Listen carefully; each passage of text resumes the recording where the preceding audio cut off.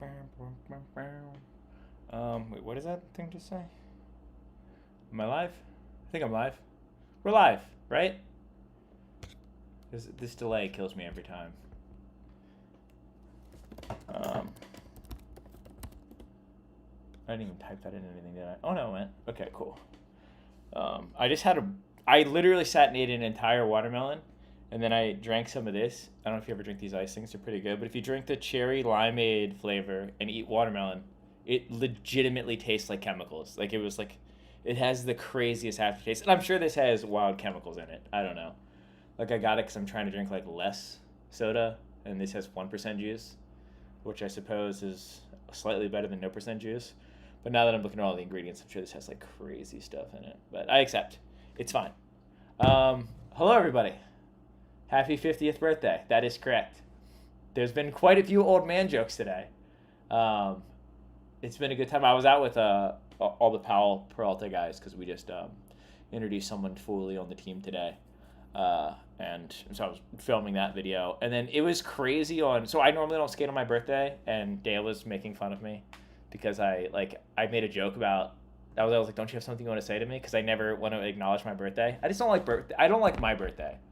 I just always have really bad luck on birthdays, and I think on a day that you're particularly having bad luck, and the people are like, oh, like happy birthday, dude. It's just like I don't know. It's just an uncomfortable day. But today I did go out with people, and I was also worried that I was going to get smashed with a pie because we do that when we introduce someone on the team, and I was like, oh, they're going to get me too. But thank goodness they didn't. I may or may not have made up a little lie ahead of time so they wouldn't smash me with one. I was just like, oh, dude, I got to do laundry. This is my only outfit.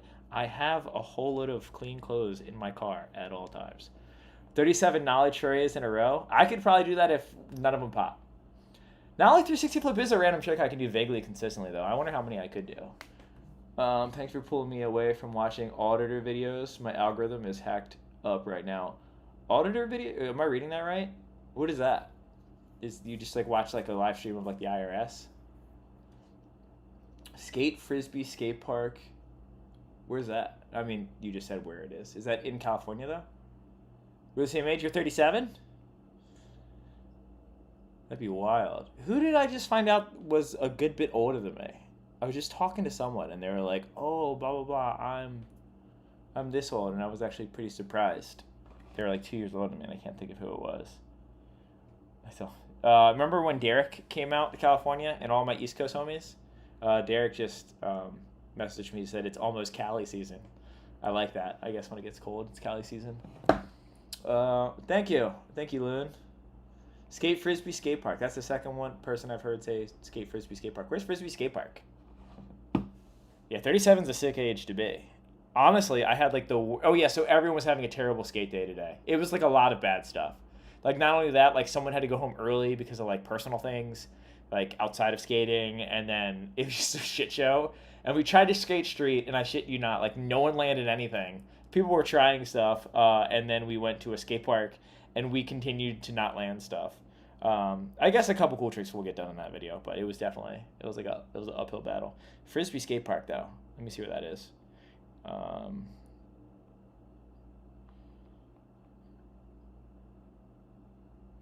this is 53 miles? What park? Oh, this skate park. I've been to this skate park. This park has that weird long up ledge thing. And it had something that I thought was cool. What is this out by? There's a street spot that I think, isn't this near where the abandoned water park used to be that everyone would skate? Yeah, I am actually from the East Coast. I'm from Maryland. I only need a video of one skate Frisbee Skate Park. Yeah, and there's a ledge spot right there too. I went there a while ago. Yeah, that's right. Lunex, yeah. Alabama. I got family in Alabama. My Aunt Sherry lives out there. I went out there and skated my first skate contest randomly in Alabama. Was it Alabama or was it Iowa? It was a random state. I just remember it was like uncomfortably hot. I know. I am getting old. It is time to transition into a trade. Well, I come from construction. So before I did YouTube, I kind of did like the backwards thing of like a YouTuber. I feel like YouTubers, they will have a little success on YouTube and then be behind the eight ball when it dies, because like all things, channels just die. Eventually, everyone's just going to lose interest in my channel because a younger, funnier, better at skating person is just going to do what I do better. and then I have to go get a real job. But luckily, I have years of experience in the construction world that I can just hopefully go dive back into. Um, so that's not going to be the worst experience ever.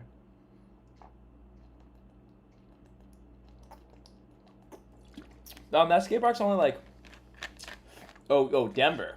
Devin and me almost made a random trip to Denver like the other week. Denver is happening extremely soon. I have friends in Denver.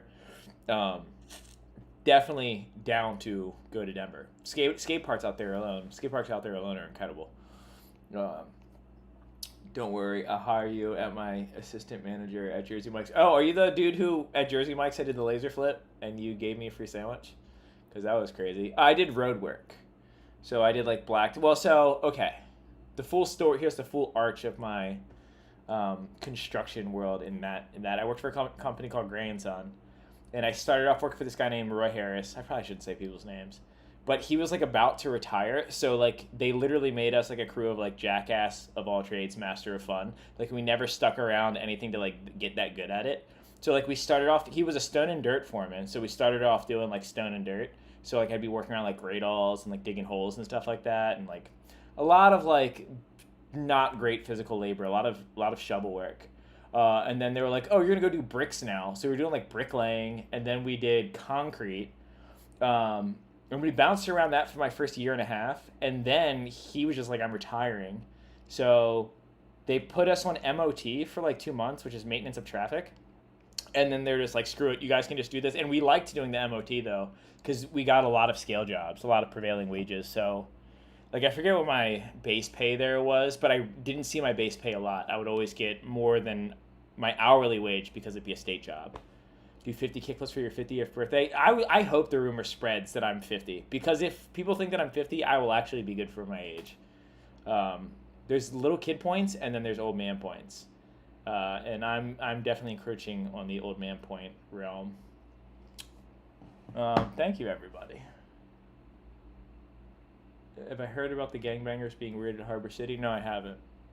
I don't. It's it's a rough area over there. San Pedro, hopefully it wasn't skaters saying some dumb stuff and got riled up or something like that. But yeah, I've seen things get a little tough over at Harbor City. Yeah, I'm bricked up, dude. Constantly. I wasn't sure what we were gonna do, so I thought this was interesting. If you go, I just typed in skateboarding on my, on like this browser that has none of like my stuff on it, so it's like fresh. So if you didn't have an account and you just typed in the word skateboarding, this is the order that it comes up in. What do I click this? I thought it was interesting. Like Thrasher being number one makes sense. Snoop Dogg being in there, I guess, makes sense. Then Ricky. This is a video that's a day ago, though. It only has 26,000 views. So that's kind of crazy that comes up right away. I don't know if like that means this video is about to get a big push or what. But like it's always interesting to me what gets shown first when you type something in. I don't know who this Johnny guy is. These videos, you guys see these thumbnails all the time? Like these, like it's always someone about to drop in on a mountain. And this is clearly like a fake image. And not a very good fake image. But who's Skatebox? I imagine it's just like random skate compilations. What else? The Angry Snowboarder, like that. Why? Some random accounts, more Thrasher. Olympic skate. I didn't even know that Olympics had its own thing. The second ago when I just did it, though, it was the X Games thing that JD just got second in. Like, I covered the footage of him doing, Skate Juice. I didn't watch this yet. Did anyone watch Skate Juice? Should we watch Skate Juice? It's like a San Diego video. And I know a bunch of those dudes. Well, I know Spencer Simeon. I've met the filmer. What's the team doing? Well, we're trying to finish up this full length. I officially got a little bit of a clip for it. Dan, why did you take down the Braille video? Oh, the Braille stream? Because the comments were insane. So I made, imagine some of you people went on that stream. So like I made a stream, I was just talking about like, this is what seems like happened. This is what I think could be done to like, at least like fix a little bit of the situation. It's such a shit show, especially when it's involving people's like careers and money and stuff like that. And obviously I had my biases. Like I like Mowgli, and it's hard not to root for the people who aren't getting the pay that they deserve. In my opinion, I think all the Braille people should have been compensated much more. And the stream went fine, and everyone who was chatting was pretty normal.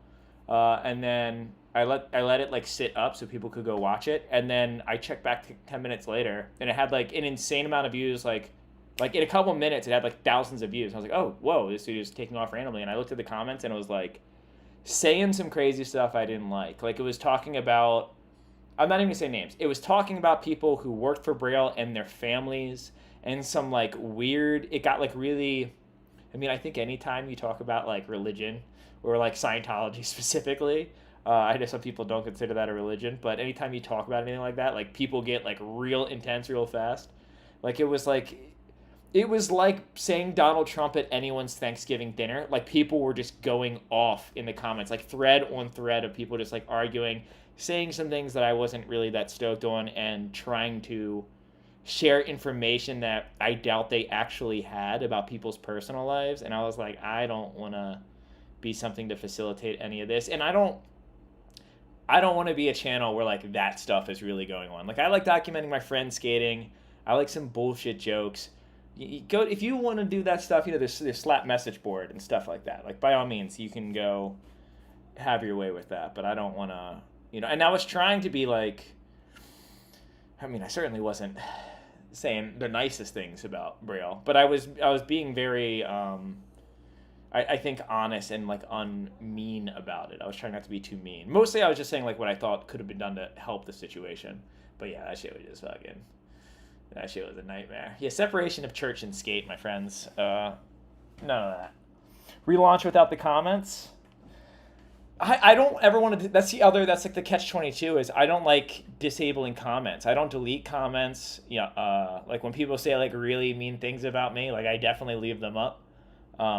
Mostly because like, I mean, sometimes you'll read something mean about yourself and it makes you like double check. Like, oh, like, are they right? Because what ultimately helps me to decide how I want my videos to go for you guys to enjoy is listening to a lot of the negative stuff and positive stuff of like, oh, well, like, it seems like this bothers people, so maybe I shouldn't hold my camera so close to my nose hairs, which I probably still do, but I'm conscious of it at least these days. Damn the man, what's up from Torrance? I was just in Torrance like 5 seconds ago. I came from Torrance today. I still have sweat on me because I was in Torrance today. I'm pretty sure that's where I was. But not much. Just here birthday streaming, dude. I don't know what we're going to talk about. I think we're going to watch some skating.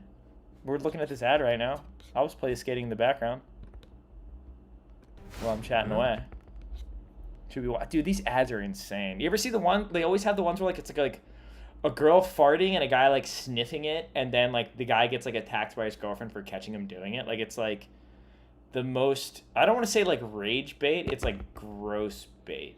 Like I feel like cringe is the new currency, to be honest. Like intentional cringe is like very clickable. So you're saying you can be bullied into 270 outs? Oh, definitely did. I can be bullied into 270s in, 270s out. What do you want me to 270 out of? Front board 270 out? I can dabble. I did a really gross Smith front 270 out today. I need to go to that rail, that kink rail. Not necessarily because I have a trick for it. I just want to see how crazy it is to jump on it. Because I have a friend who skated it that said it's not the craziest thing in the world. They were trying to convince me that I would 50-50 it. I don't know how true that is. It's like, yeah, you'd probably like jump on a grind. That was intense. That rail looks... Ooh! I don't like that at all. I don't want to see that. I've seen this fall before. Yeah, Spencer was not... I feel like Spencer's hair saved him on that one. Wait, does Ace have a full part in this? And does he ollie into the board slide on that kink thing? I feel like Dane Berman did or tried that. Damn, fat one stairs. Danny... Yeah, I know a couple of people in this video. Dude, Cannonball King. There's something that he did that I actually wanted to talk about. Dude, that got trade flip 50-50 at 4 sideboards is insane. That hubba sucks. There's a lot of just like crusty slamming. It's like it's a montage of everyone slamming and then like also mostly crusty. Hey, thanks, Ben. Yeah, I hope you enjoyed it. Pedro. Dude, Pedro, let's go finish this part, dude.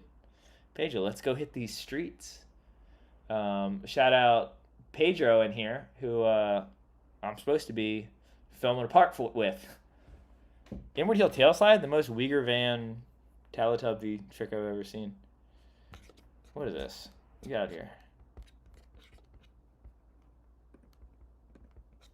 I hate the time that anytime I click on anything, the chat disappears. It's annoying. This is like a video for why to wear a helmet. Did he slap you into that out of curiosity? What did he do? He didn't. I feel like I could slap you 50-50 that hubba. I've been to it before. There's a bus that was broken down in front of it when we were there, though.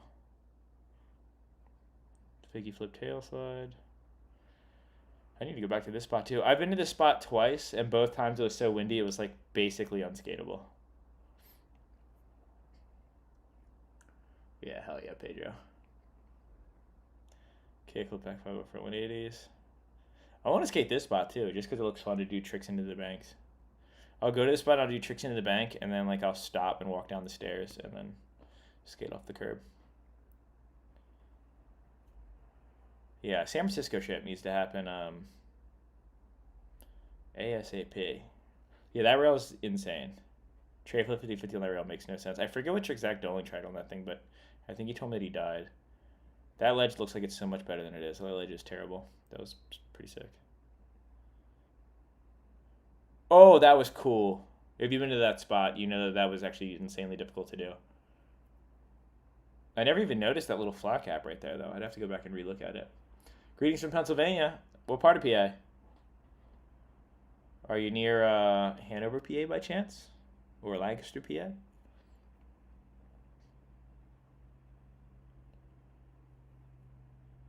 Hey, thanks, Aiden. Yeah, it's been a decent birthday so far. I just need to stay inside for the rest of the day. I can only handle being around people so much on my birthday.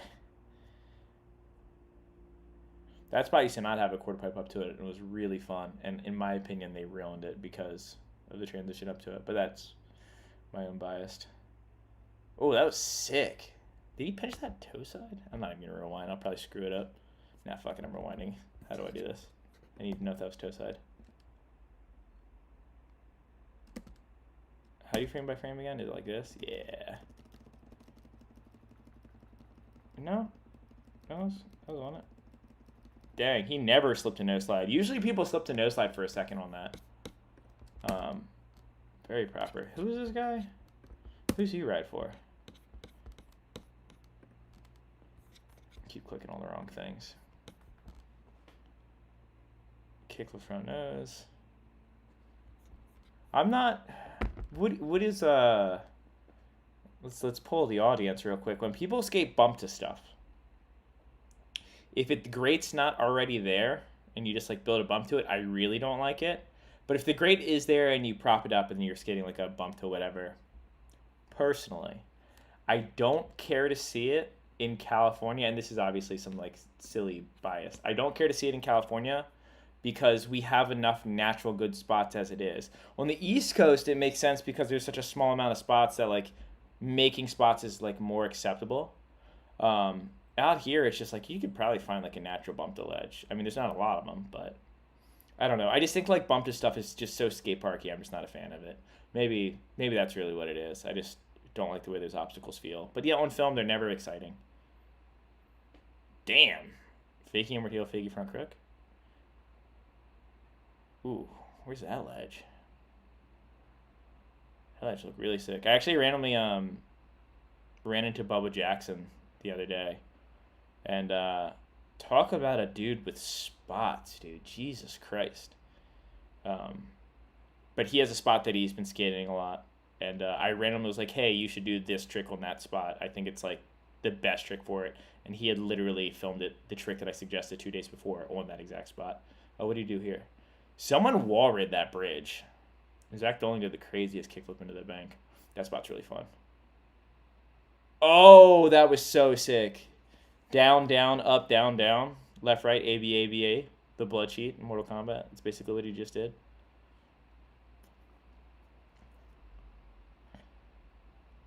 There's bump to benches, too, that everyone skates in LA. They're okay. It's another obstacle that I'm not the most excited to see. I'll skate them though, because they're really easy to get tech on, especially when they always do it on like a bank to ledge where it's slightly slanted. So you basically flip into a stall on a ledge that's so waxed up that you grind, and it creates the illusion that you did something way cooler than you actually did.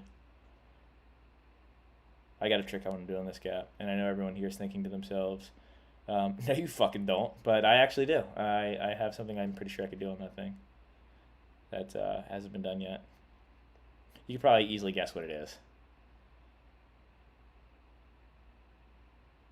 Actually, maybe not, because I haven't been doing them down gaps lately that much. Hey, thank you. Thank you, Smokey. I need to skate this ledge still. It's slightly downhill. Everyone says it's like really good for like holding your grinds. What are you doing that rail? This guy's got a good front nose and back on your nose grind. This hub fucking sucks. Speaking of Derek, he was trying to hard flip into that hubba last time we were there. Lucas tried to hard flip back tail last time I was there with him too. I wonder if he ever went back and got that. But when he was trying to hard flip back tail, the handrail was still on it, so he was getting his wheel stuck in the rail. It was crazy. Hey, thanks, Peachy. Dude, I need to make a trip out to Boston. Like, ASAP. Oh, fuck. See, now that hubba looks like something you'd want to skate. And then you go there and you realize it's really large. Anything on that hub is pretty crazy. The fact that it's curved makes it like a little bit easier to get on, but that hub is actually pretty not sick. I never thought of the day it would come when I see you. Happy birthday, just so you know. I'm on the toilet right now. I'm not even lying, dude. The best being online experiences definitely happen on the toilet. I could even enjoy something that I dislike as much as TikTok probably sitting on the toilet.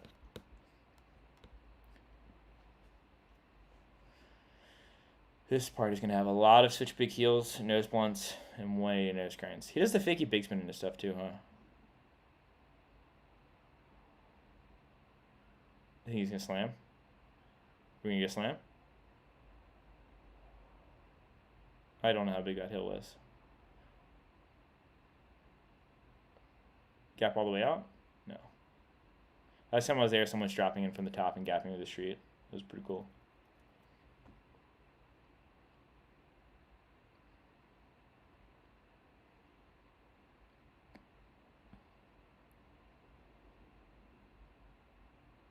I couldn't, like... Hill stuff can be really sick. I wasn't the biggest fan of that.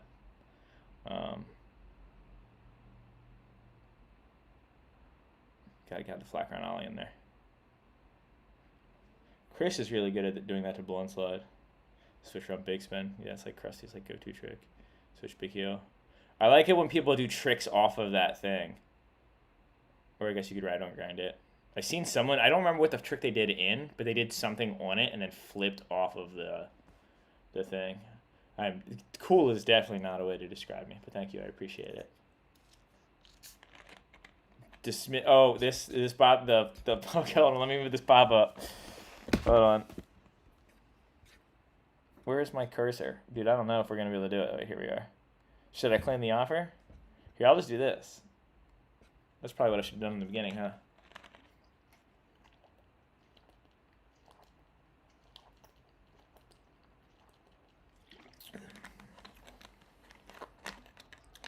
Yeah, this is the worst flavor. I had cherry limeade is like a little too tangy. I forget which one I had the other day, but it was super good.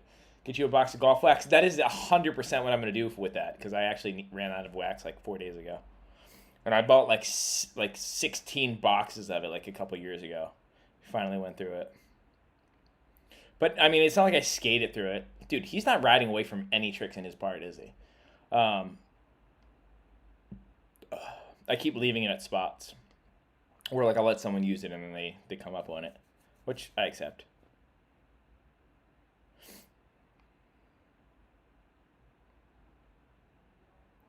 To grind? I think it's scary to grind. I still haven't bought any YouTube advertised after 15 years.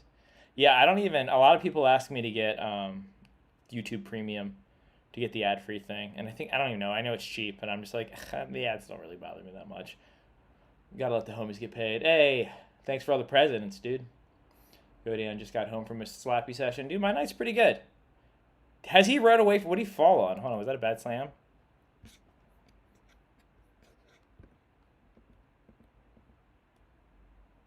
Oh, yeah, he's straight.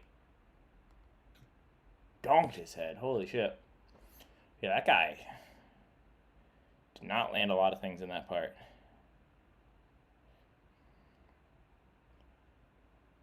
I just think, like, he just, like, fell off of a curb. Like, it's so easy to smash your head.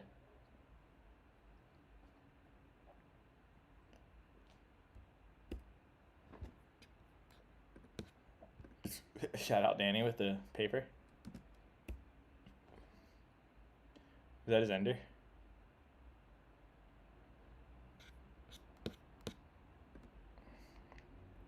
Oh, was this the hubba that we almost went to today? Front shove, back 50. Nailed it. That hub is pretty big. What's his face did fakie front 180. That is his last name Giovanni or his first name Giovanni? Just fakie front 180 front crook on that hubba.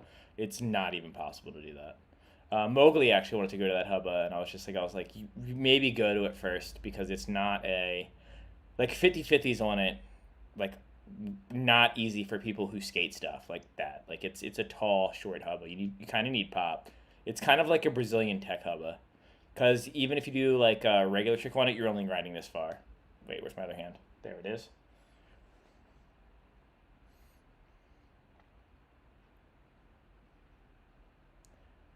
Dude, he just does not ride away.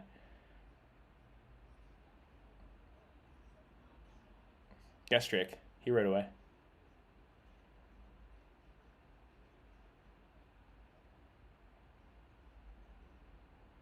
That's about fun.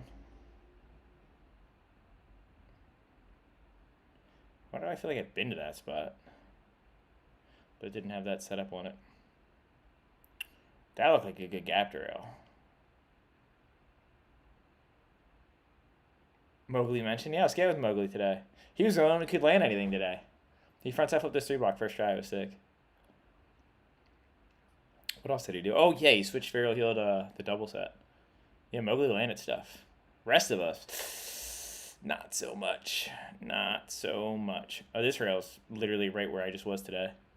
Like earlier this morning. That's where we started off. Boy, that's a crazy wooden setup. I feel like that's definitely ABD.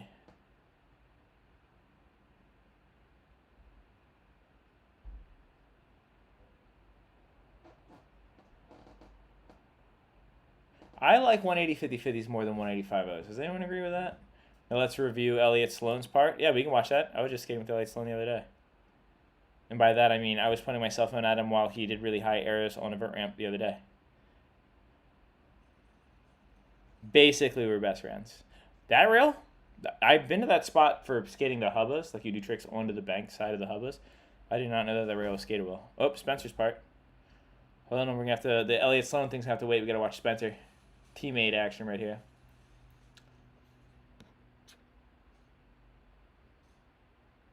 Oh, teared up when Andy Anderson on Hawk versus Wolf. I didn't watch it, but I did see Jason Ellis in person for the first time at that X Games event he was emceeing. He interviewed that who's that comedian? Her name's Jordan, I think.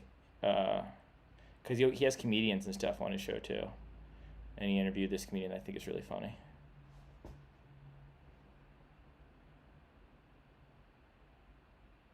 That gap looks big. Whoa. Whoa, whoa, whoa, whoa, whoa, whoa, whoa. How shallow is that water? Do you think you could grab your nose, go fast, and tail scrape through the water, like over the rocks? Like, click, click, click, click. Wait, how far is the gap? The gap looks far. Oh, those slams would suck. Yeah, but what about over in this zone right here, though? What about this loser zone right here? Maybe I could do it there. I could make a splash, dude. I could make a splash in the skateboarding world. Whoa!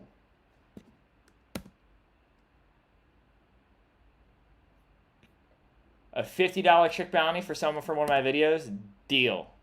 Dude, thank you so much, LR. Really appreciate it. Man, what would be a good trick bounty? I just got to think of a trick that I've been wanting to see. Let's think of one right now. Oh, that's weird that he skated over that thing. I've been there. I never thought to skate like that. Let's do... What's a realistic trick that we haven't seen yet that would just be kind of spicy? Let me think. Or like a trick that I've always wanted to do that I've just never been, you know, good enough at skating to do. Let's do...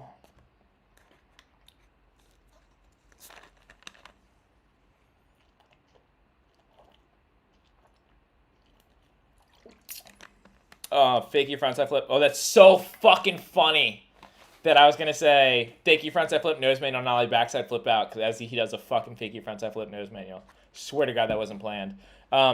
Zach and me have been playing with that trick at skate parks, and I have the fakie frontside flip in a nose manual vaguely consistently, and Zach can nollie backside flip out of nose manuals. I mean, if we could just fucking and combined who we are, we could probably get that trick done. But yeah, if someone does fakie frontside flip, nose manual, nollie backside flip out, and you DM it to me, I'll still send you the $50. But I'll try to get one of my friends to do it. Half cab crook, kickflip out. I have friends who could roast that probably in like 5 tries. Like Zach Dolan could probably do that on a flat bar in like literally 10 tries before he warms up. Daniel, your videos have reignited my passion for skating. Pulled out the old division board the other day. I'm so stoked that it gets people like hyped to skate again. Did you say snappy jump scare? I still haven't met that snappy guy. He seems like a nice kid. Everyone that I know that has met him and he comes up always has nice things to say about him. But I mean, I just kind of learned about that kid recently. He's Brian's friend, right? Like he's in Brian Arnett videos, and he has his own YouTube too. Oh, there he is. He's in the chat. Daywan did it in round 3. No, he didn't. Fake frontside nose manual, backside flip out? No, he didn't. Because he's a nose man, or he's a fakie manual. And I know that part really well. Hell yes, Nabby. Oh, switch front 3 over fence looks spooky. Got a trick for this spot. Devin's been to that spot, and you know he did a bunch of very difficult tricks to do high up that thing. Frontside hurricane, fakie, frontside flip out. I've landed on that trick before. I've done frontside hurricane, flip to fakie. And I've seen frontside hurricane, fakie, frontside flip out. Hit up Brian sometime. We've done some stuff together.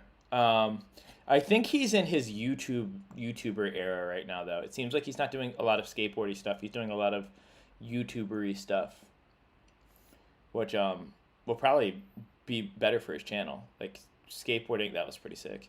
Skateboarding has a pretty low roof, which is perfect for me because I'm scared of heights. If I can just maintain the exact same amount of views that I've been maintaining consistently for the past like 2 years, I'm fine. I'll do this as long as people will watch it.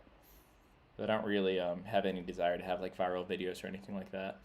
Though doing the contest stuff has been a little bit fun. I'm down to review contests. Not review, but like go be at contest events and skate with the people and like record their warm-ups and that side of things. Because I mean, a lot of contest footage is just of the contest.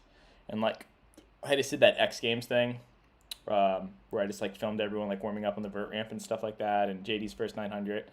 Like, as long as I have friends that are in the contest, it's a reason for me to be there, and it's fun. I don't think I'd want to go to, like, cover, you know, the Olympics or something like that unless I had a reason to be there, but that's been kind of fun.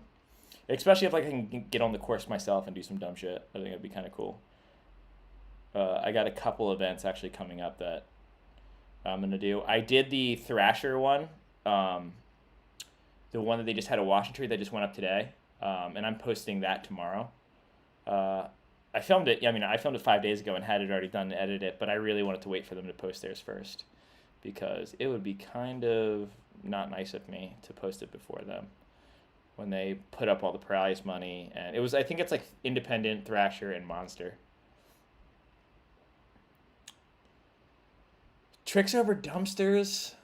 Dude, I love Spencer, and that Nollie would heal is a really gnarly Nollie would heal, but I don't like stuff over dumpsters. Does anyone else feel that way? I think, you know what it is? It's probably not because it's something over a dumpster. It's because loading docks have always been the most painful experience for me. And, wait, what's he about to do up this? Okay. Just making sure. John Bradford has done some really gnarly things at that spot. And they're just so painful to skate. I just threw my phone on accident, but I'm not going to pick it up because I actually want to see this part. Yeah, Kyle is getting very good. Kyle's sick, dude. Kyle's so sick. You're talking about Kyle, who writes for Pal Peralta. He's been on the team one of the longest. His brother used to ride for Pal too, but I don't think his brother really skates that much. That is terrifying. Imagine hitting like something weird and just falling to the left right there. Your life's over. That is the thickest pole I've ever seen. You can take that out of context if you want.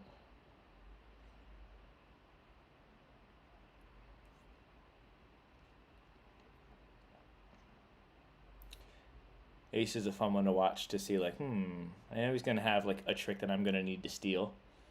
I'm just waiting to see, you know. He'll do some stuff I haven't seen anyone else do. And then it's time to collect.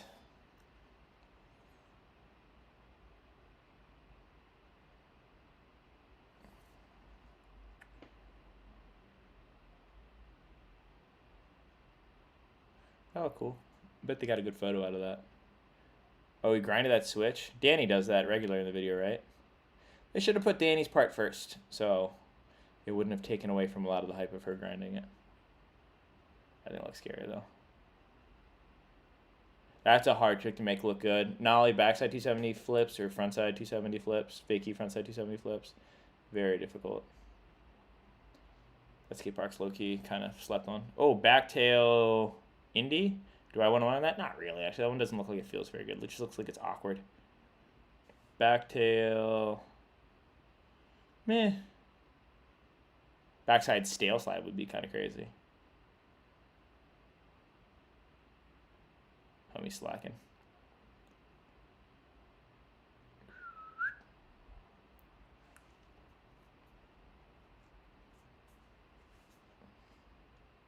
That was a good nollie flip. Oh, yeah, this spot. People who go into the jersey wall on the other side are cool. See how it's a jersey wall on the other side? I think it was our boy Nolan, Roly Poly. He did heel flip rock and then went into the jersey wall on the other side and dropped off. It's in one of the heroin edits. Look at that spot. Where is this thing? That's cool. Switch hurricane at the end. That spot is dog shit. That is the worst spot in Long Beach. That was an amazing way to start that. Why? Oh, yeah, I just skated it the other day. That thing's really fun. I wonder if you shoved it out of necessity. Switch nose blunt. That's in Hawaii, right? That looks fucking scary. What do you do here? Yes. Back up to crook. Yes, thank you. Appreciate that. Symmetry. Oh, what are you doing this? Hurricane or blunt slide? Hurricane or blunt slide? Yes.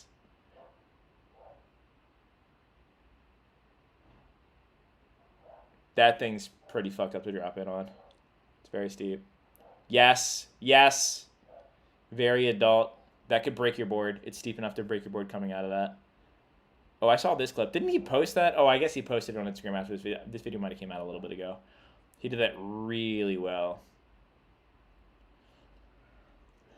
Yeah, I can't.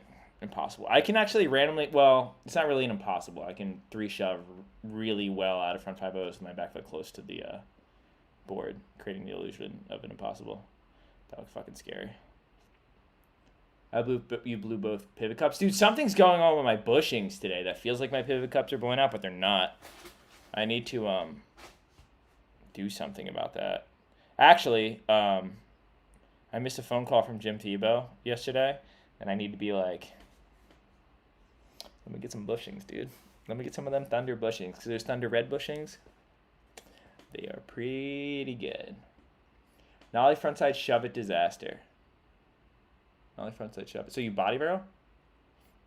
So I've officially, I've met her twice now. and didn't recognize her either times that I've met her. Like, I forget that, like, I don't know what it is. Maybe she just wears, like, a very different outfit. And I do have sort of a little bit of face blindness when I meet people. I don't look at people in the face or something. I'm bad at remembering people's faces. But I saw her at that quarter pipe spot. And then I had met her before. Because the first time I met her, I remembered her. I met her at, what's that park called? Linda Vista. But then she was at the quarter pipe spot, and I, like, introduced myself to her again. Because she was with, like, Daniel Vargas and stuff. She was with the Welcome people. And then I saw her again the other day at the X Games thing. She was saying what's up to AJ and his girlfriend. And, we were there today. That's literally the spot we were at today. So, one of these times, I'll see her and then remember that, actually, I don't know her name. Her Instagram's Wizard something, though. Where the fuck is that thing? She's gnarly, though. She was, I don't know if they posted the footage yet, so I probably shouldn't say it. But she was doing some stuff at that quarter pipe spot that was fucking sick. Riding on that thing switch does not look fun. Where's that? They got spots, dude. Can you do wall rides on that thing?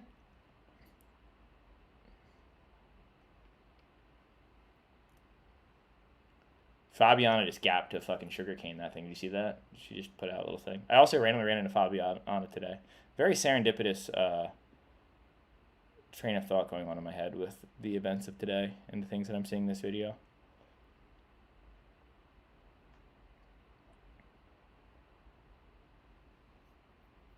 Hey, thanks, Roy. Thanks, Ben.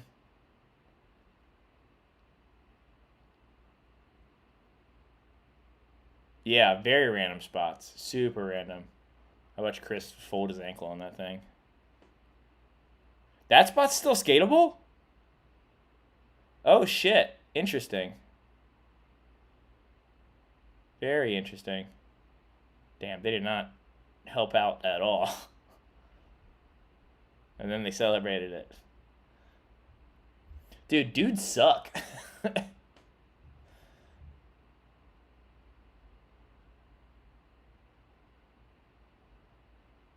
Is that a random Ryan DeCenzo clip in this video?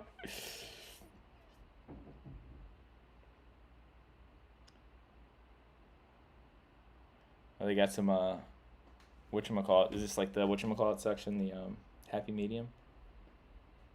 I've never been to this spot. It looks so fun. All the cool tricks have already been done on it, but it still looks fun. That was cool. We skated that the other day.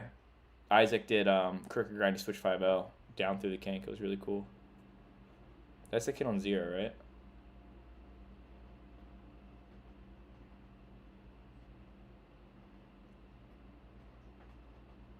Hey, thanks, Donnie. Yeah, congratulations. Here's your waterlogged board, exactly. But what did you just try on that double set? Sorry. I got distracted. Hold on, double set. He's in Long Beach. It's really long double set. It's vaguely not a good double set. Ow! Oh, I went to 5.0. Do you think he tried to go to 5.0? You think he's trying to go to tail? Leave a comment in the chat. What do you think he was trying to get into? Ooh, is that my boy Brian? Best skater ever right there. We love Brian. Brian, I know you're not watching this, but I love you. He leaves really mean comments. It's funny. He'll leave really mean comments on my Instagram, and then, like, you know, people don't know that, like, I love Brian. I feel like a lot of my friends will leave mean comments on my stuff, and then, like, people who watch my videos will, like, attack them and, like, defend me. And then I gotta be like, oh no, that's the homie. He's just joking. Did he go to grind on that? I feel like did he go to grind on that? I don't want to call you out, bud, but I'm kind of watching this live right now, dude. You gotta hold you to some sort of standard. Lord knows I won't hold myself to the same standard, but got one truck on there. The other truck, okay.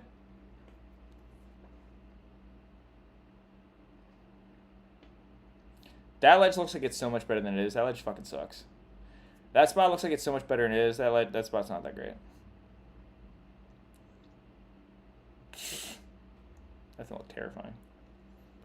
Isn't that the rail that the one Dern brother no slid?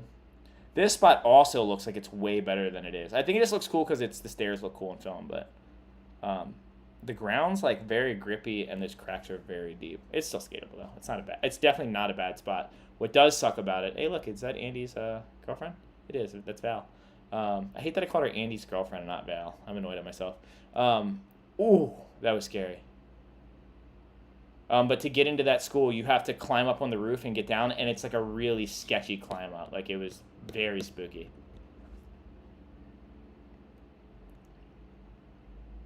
Oh, shit. The Sonder spot.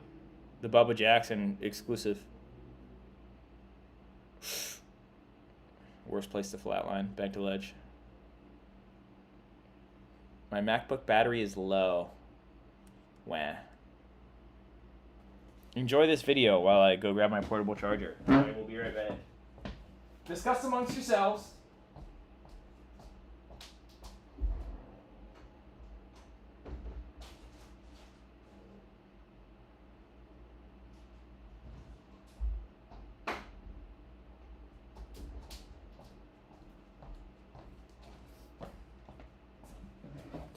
All right.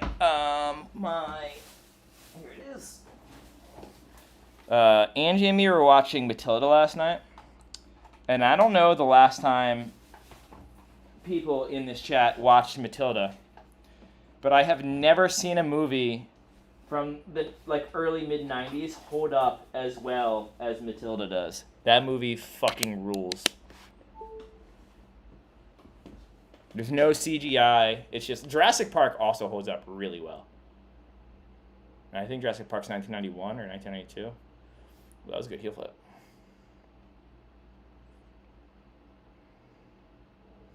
It was a good 360 flip. You can tell that kid grew up with a skate park that had a bump over something. Every video by law has a mandatory Christopher Hyde slam. I got one today. You're not wrong. Chris slams, dude.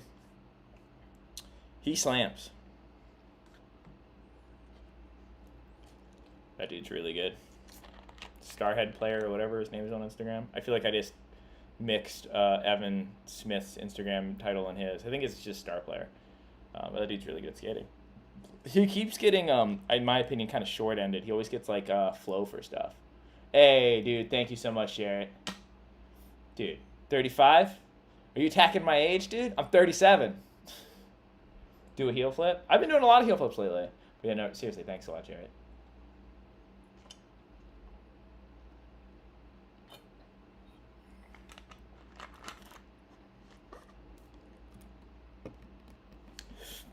Switch front side big spin is my least favorite trick. Not only am I not, and this is not personal, I don't think. I think it really is because I don't like the way that trick looks because it looks very pressury. But I also can't do that trick to save my life. Look at my sunburn. I skated at El Sereno the other day, shirtless and hatless, with no sunscreen, thinking to myself, I'm just gonna get a little base, a little something something. But it was like 90-some degrees. And, yeah, it was not sick. Dude, Danny is fucked. Dude. This is her boyfriend, I think. I love the idea of, the boyfriend getting a guest clip in the part. I'm pretty sure that's who she's dating. Dude, every time I go out with Danny, she, learns a trick and then does some fuck shit. So I don't know if you've noticed, Danny is too gnarly to bother taking the time to learn how to ollie. I've seen her, board slide, tall rails where she, slappies into them because she's just too anxious to do stuff that's kind of gnarly. She cares. Whoa, that looked fucking cool as shit. Hold up. Sorry.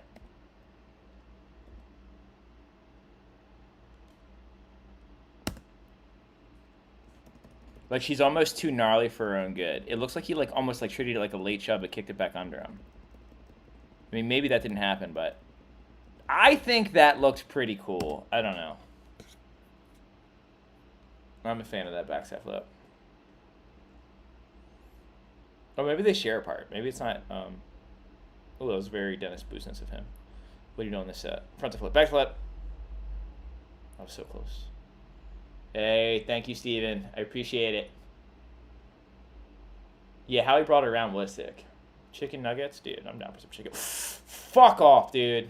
God damn it. And she slams so hard. Christopher Hyatt wishes he could slam like Danny does.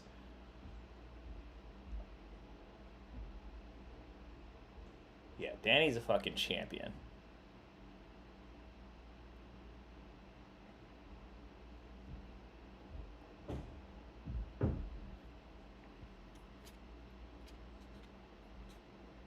Null nuggets, boy? What's a null nugget? Hey, thank you, Victor. What is all this nugget talk? I don't know what that mean is. Is this derogatory terms towards women? What does nuggets mean?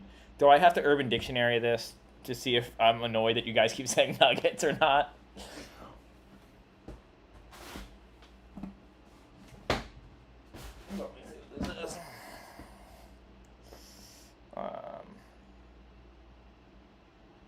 What is all this nugget talk? I don't know what that means. Shut up, Dan. Nuggets, Urban Dictionary.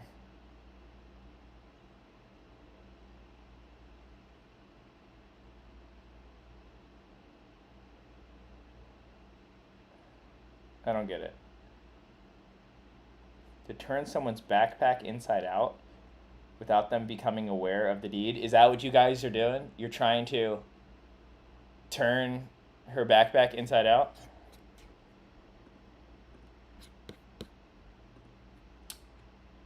Nuggets for the win. Is that her nickname? Wait, am I just not aware of her nickname? Yeah, just weed. Yeah, I'm familiar with weed. Okay, Cannonball King. This guy. I have a story about this guy that I'm never going to tell. But he... there is something that I do want to talk about something that he did do. A skateboarding thing that he did. That I feel like no one's really talked about before. It's possible that he might have had done the of something. But I have to go there and measure it.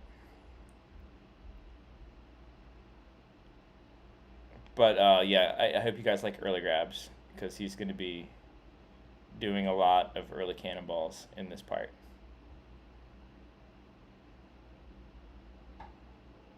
If you liked that, you're gonna love this part. If you didn't like that, you're gonna really not enjoy this part at all. Do I like Circa Survive? Was never my cup of tea, but it was definitely music that was kind of in my friend group a lot. I've always been like a hipster dude. I've always just liked sad white boy stuff. I like Iron and Wine and Bright Eyes and Modest Mouse and the Pixies and the Shins and stuff like that growing up. And now I'm on this... I randomly just got back into At the Drive-In, which I think is kind of funny. I haven't listened to them in forever. Yeah, he loves those one-stayers, dude. This guy will huck a fat one-stayer. Loading.God. Pat the Bunny I've been pretty stoked on lately. Waxahachie, or however the fuck you say that name of that band. She fucking rules. What's going on with this? Why is this not charging? When?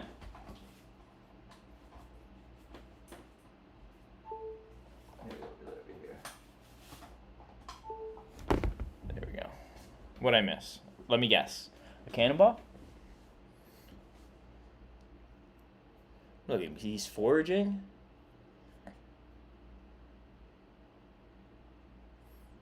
What do you know about fakey cannonballs?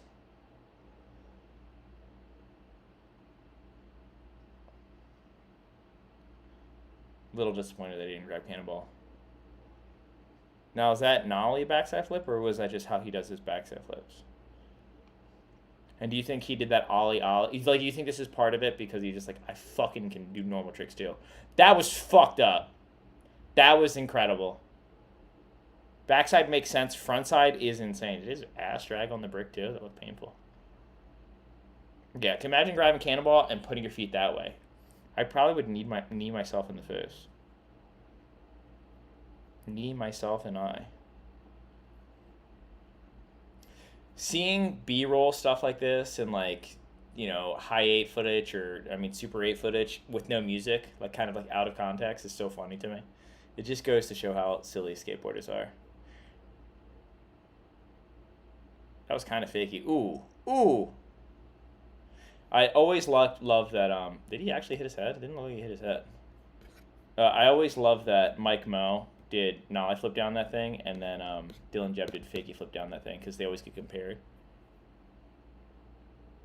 Yeah, oh yeah, his head did a little dap the ground up real quick. That rail is awful. Ooh. Dude, he just took the craziest slam on a 3-stair ride-on grind. I understand that it goes down a triple set, but at that point in time in the ride-on grind, it was a 3-stair ride-on grind, and he got broke off. Hippie jump?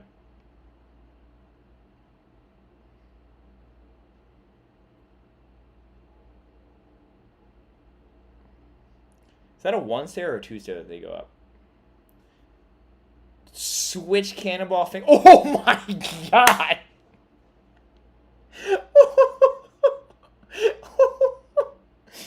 Dude, if the 3-second rule applies at all to this video part, there's a lot of not landed stuff in this part, dude.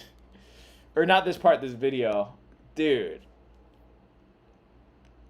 Oh my god, you know that hurts so bad. Dude. That was crazy. Mercedes Sanchez barely healed the fuck out of that 10-stair. In like 2008.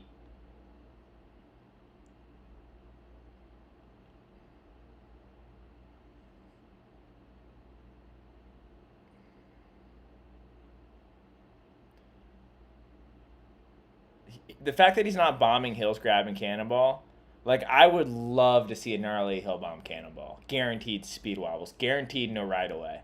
It would be sick.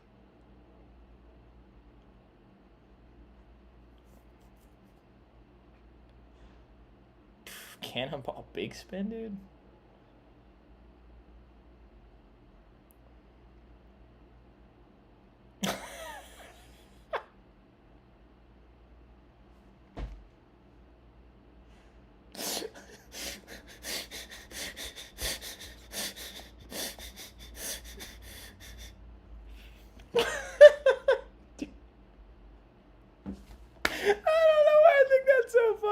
So funny.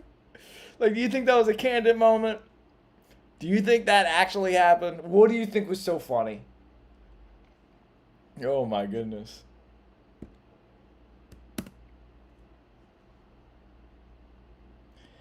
He did. I don't know if he. Oh yeah, go to war. Yep.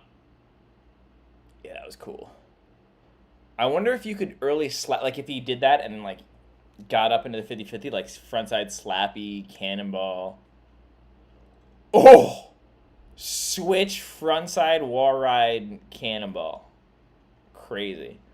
So, well, that kind of went nollie. The first time I saw any cannonball action was Darrell Stanton.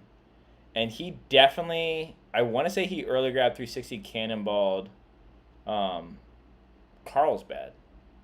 And I think he switched 360 cannonballed something too. Just like in the credits of some video. It was insane. Okay, guess the trick.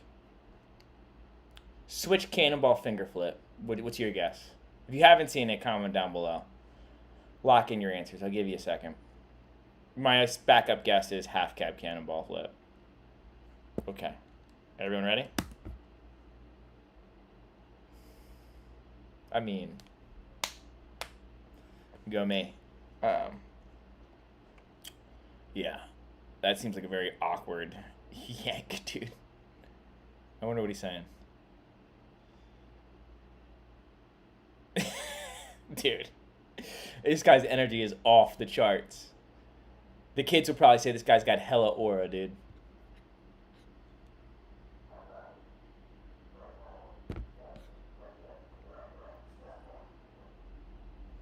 Early grab cannonball full cab flip. Who's got that one? I mean, obviously, probably Cannonball King.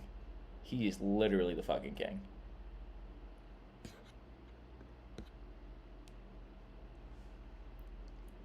I'm a cheater? Dude, you talking about my deck rails, dude? I don't know what you're talking about. Those are actually weighing... Those are just weights to make skating harder for me. Yeah, dude, any sort of thing I can get to make skateboarding a little bit easier on me, you bet your sweet ass I'm going to get. Dude, fucking flight deck, check. Deck rails, check. Ultra pepper grip for maximum grippage, check. Dude, I don't want skating to be hard. I just turned 37 today. I just want to land a bunch of stuff. Landing tricks feels like landing a new trick feels good whether it was hard or not. Sometimes, in fact, when you land a new trick, like a couple tries, like 3 tricks, that's some of the best feeling in the entire world.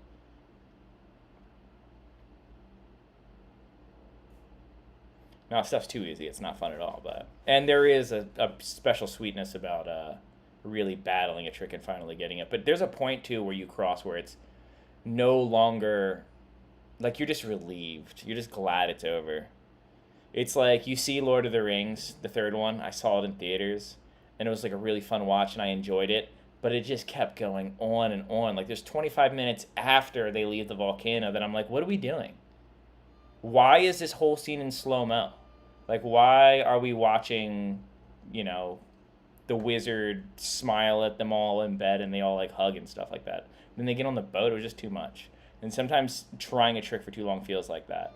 Like at first you're excited, and then finally like the battle gets so deep that you finally land and you're just like, I just want to go home. And when you look around at all your friends and how exhausted they are too, you just feel bad.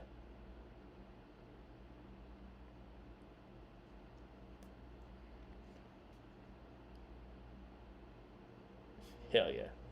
What are these doing? Front 3. Nope. Way off.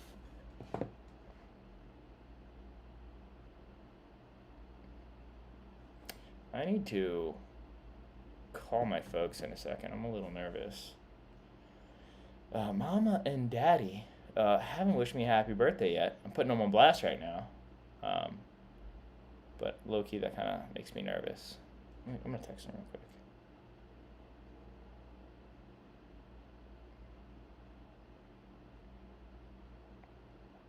Grind. Yes. That might not look like it's that much brooder. Grinding that thing going that fast is really fucked up. Nolly? Fast plant? Is that what you call that?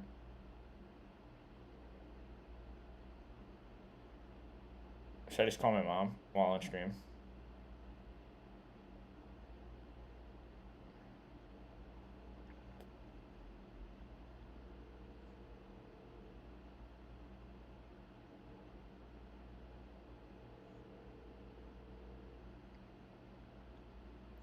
Is this Tony Cervantes, or how you say his name?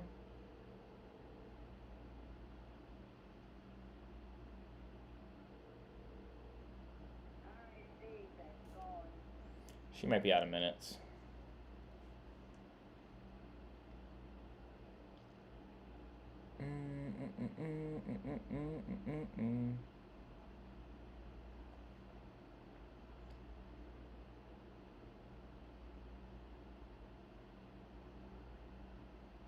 I kind of actually want to go back to this spot. Wait, what part is he skating? From 180 Alley North is kind of a random one, huh? I like it when you pressure it out early to where it looks like a no comply. What the hell is that?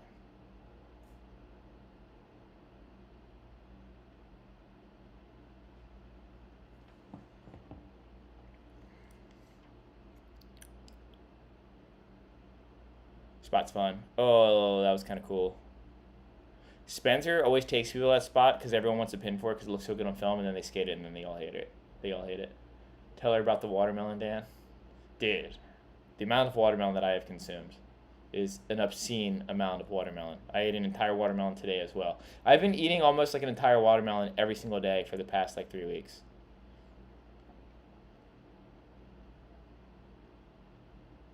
What happened to Jake? Don't test hill bombs without a helmet on. What happened to Jake? Who's Jake? Jake who? Jake Phelps?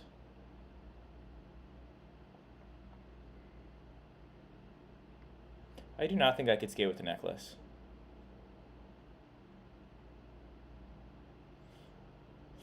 Oh, that Hugo guy. All right, that makes sense. This guy's like got a lot of Valley North variations.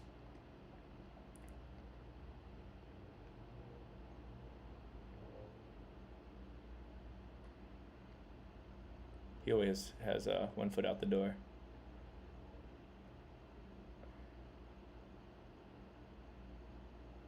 Slap it. Sad. Cool background.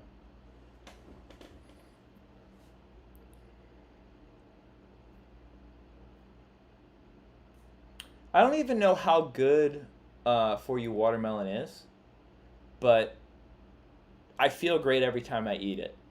And I finally Googled and really figured out how to pick a good watermelon. You want that yellow, you want it to be more round, and you want to have that. I don't know how to describe the sound. I know the sound now, though. Like, it has almost like a. I don't want to say. It's slightly hollow, but it, like. I don't know. You just hear that juice, dude. That's all there is to it. You hear that juice. Jesus fucking Christ! Who's this dude? Is this dude about to blow my mind? Did he just do a bump of a rail off a roof? He has a shaved head, so I assume we're going to see some impossibles. That was sick. Oh, look, it's a bump to sign that isn't fake.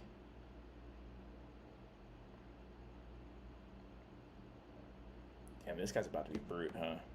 Ooh, did not like that at all. This is last part. Okay. That rail looks scary. Okay, so we got a creature guy here.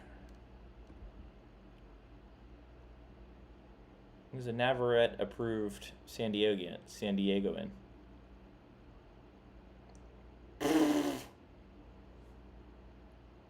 He definitely has some Ian McKay energy. Man's a little out of step. DC shirt. That's kind of random. Whoa. Wait. Whoa! That's the one in fucking Arizona. Jesus Christ. Hold up. Has anyone else done this? That is a very long gap to go into this bank. That was fucked up. If you've been to that spot, that was that's crazy. Didn't catch any of that second bank, did he?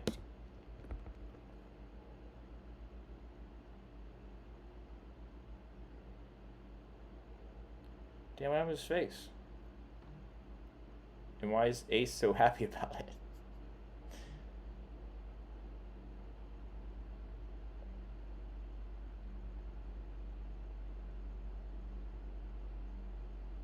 Dump truck. Ooh.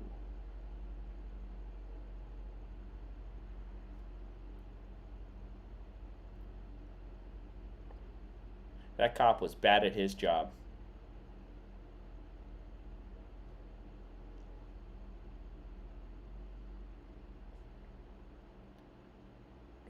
Big backflips are scary.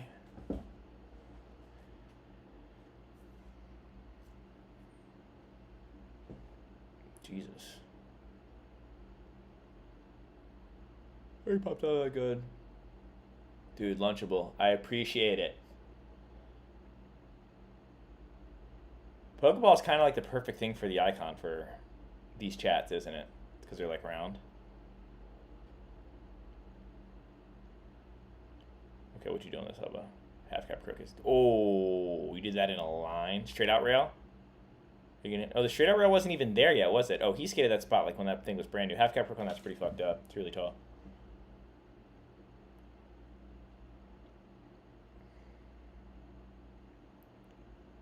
Corey Duffel tribute. I think Corey Duffel did that in That's Life. He backtailed it too, and hurricaned it and blunt slid it. Oh, that just felt really good. Look at that spot.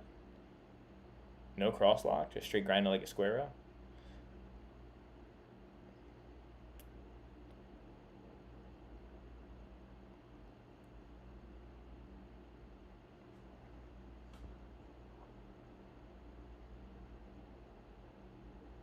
That was a cool spot. I will say this part definitely started off like it was about to melt my mind with some big hammers, but he's I think he's being a little gentle right now. I feel like he's warming us up, a little foreplay. I just don't think that spot's that cool. Like Zach doing the kickflip for the photo was cool because he did like the giantest kickflip over it, but that was cool. That was actually a really good kink rail. So I guess this guy does ride for DC. What the fuck? What a cool rail that is. I hope they got a photo of that. That would have been a good thumbnail.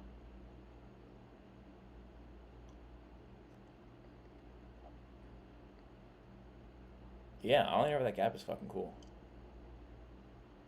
Backside no slide on a round bar. Big fan. Big ass kickflip.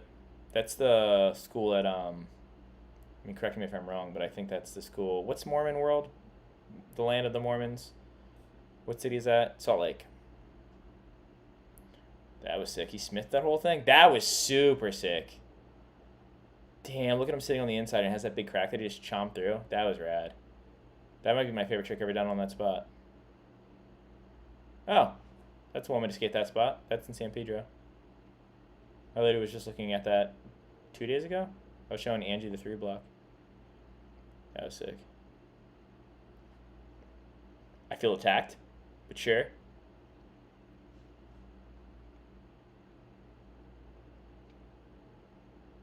Look at this rip. Jesus Christ. I don't even care what he does on it. It's crazy. 50-50? He definitely stuck it first. Does the rail end parallel with the curb? Get over here, cursor. It does, doesn't it? No, it's slightly in. Okay, still. Still. Like, when you see a rail like this, it's just redundant to even count them, because the rail itself is just so buck, but I'm sure it's like a 16 or 18 or something. That would have been a cool thumbnail for this video.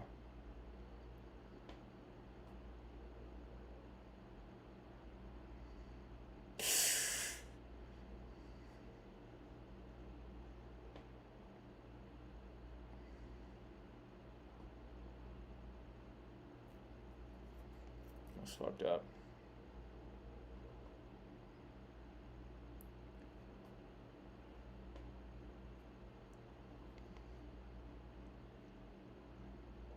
Is that his ender?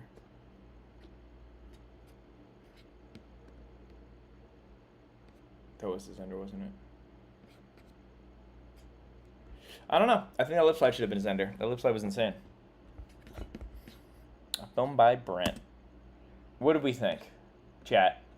1 out of 10. Stay Gold and Minefield being 10s. Sorry being 10. What do we rate this? That's the standard. Imagine Mormon World Amusement Park. Yeah, it'd be sick. At the end of the ride, you get your own planet. And then they are racist and don't let people of color in. That's just what the book used to say. That's directly what they're, if you ever get a chance, read the Book of Mormon. It's a trip. It's a bit of a trip. I'm a bit of a religious nerd, so I've definitely done my dabbling over it. Okay, we got a 10, we got a 7.6, 7.9, 6, 10, 8, 7.5 out of 10. I would say, I mean, if we're going by independent video standards, like just like some homie video, because that's what that is, that's like a 9.5. If we're going by full video standards, though, like just videos in general, I would say it's a 6.5. Because you're competing with people who have budgets and can take people out and stuff like that. Yeah, a lot of 6s in here. Mormons believe that Jesus did come to America, which, you know, it was before anyone was traveling across the ocean. But there's a lot of way more far-fetched things than Jesus being in America than in a lot of religious texts, so it's not that crazy to believe. So, yeah. Am I racist, Dan? No, I'm not racist. The audiobook is free. Do they have the Book of Mormon audiobook? You need to see the Book of Mormon play by whatchamacallit. It's really, really good. The creators of South Park. They did a really good job poking fun at a lot of things in the Book of Mormon while being like staying true to like moralistic foundations. I mean, I'm the kind of person who thinks there's a lot of crazy things and a lot of terrible things that come out of religion, but there's also some good stuff. There's some really good charity work. There's some really good morals. I mean, I certainly have my qualms with a lot of religious texts, but it's hard not to love the golden rule. Do unto others as you would have them do unto you. Stuff like that. So I try to see the good in things, you know. It's all like they have so many wives, but Missouri ones don't, from what I understand. Oh, it's more polygamy is more common in Salt Lake City. I didn't know that. I didn't know that there was like a separation in Mormon communities. But if you're trying to get down with the Amish, PA, that's where it's at. Thank you, Alec. Yeah, Book of Mormon musical says it all. It's a fun ride. It's a fun ride. Definitely worth. If it comes near you, if you're ever in California and you can catch the show, it's worth it. You will laugh a lot. You will have a good time. You ain't got to be in a good. You ain't got to be in a cult to be a good person. I agree, but if having something hold you accountable, whether it's your friends, family, or a religious belief, helps you become a better person, I don't have a problem with it. And I'd also argue different strokes for different folks. I personally am pretty agnostic, but yeah, I don't know if I tap in on it. What a crazy statement. Utah is the only state it's illegal. It's illegal to have multiple wives in Utah? That's wild. I feel like the main reason they don't want to legalize multiple wives, especially with open relationships really popping off right now, is how do you tax break that many people? I would definitely be in just like an open marriage, not an open marriage, but in a polygamous, like huge marriage with just like a network of all the homies. Me and all my friends would be coming up on tax breaks. The whole PAL team, we would be married. It would be sick.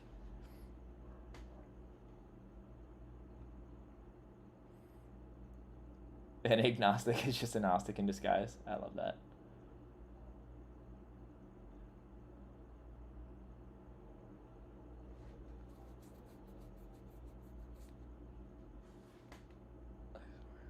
Life is boring if it's not crazy. I don't know. I think there's a lot of excitement in things being calm. Like things being too predictable, I think can be boring. But crazy is exhausting. I don't need the emotion of anxiety. That's for sure. They take their wives to Mexico and fight with cartels. Is that real? Is that a thing? I don't think I've seen anything in real life that was positive about religion. I would say religion has been used for a lot of good, and it's also been used for a lot of evil. I would say there's been a lot of nonprofits that maybe have become corrupt over the years, but a lot of good has been done in the name of whatever religion it is. We got Braille. That worked out really good for everybody. I know specifically, and this might actually bump some people out. AA is pretty religious. It has like the idea. It's not specifically. I mean, if you've been to AA or know someone, they could definitely elaborate a lot better than I'm about to go into it. But the idea of giving something up to a higher power or something to hold you accountable, I think is a very powerful tool that can be used for good. There's a line in a Pat the Bunny song where he talks about he says I got sober by going to rehab. I pray as much as an atheist can. And I think that there is a lot of, I don't know, like a lot of good that can come from that. Because sometimes you don't have the friends and family that are going to hold you accountable. And I think that I know people who have benefited very well from such things, as well as like people dealing with tragedy, like I don't know if you've met or read or know a religious person who lost someone very close to them, but you're not about to fucking call them out or like be like, oh, like what's Sky Daddy got to say? Like you're not going to do that because you see their faith in that religion and how much it really helps them. I mean, I've experienced this personally with close people where I lost someone, but it's close to someone else, and how their religious belief really helped them. So I think that there is a good bit of good that has come out of religion, even though myself personally, not necessarily wouldn't call myself a religious person. I do nerd out on religion a lot, though.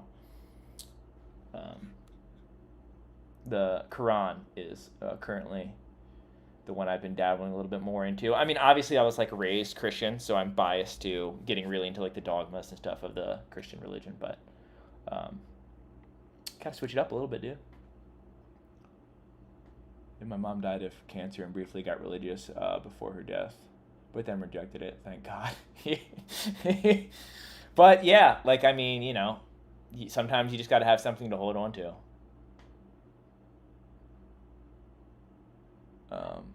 That video of the kid recreating your hippie bonk has popped up multiple times, leading me to finding out that it's your birthday. I love that for us. Was it Skininer who did it? Every time I go there with like new people, I always try to get them to do that trick. I think I'm up to 4 different people have done that trick now.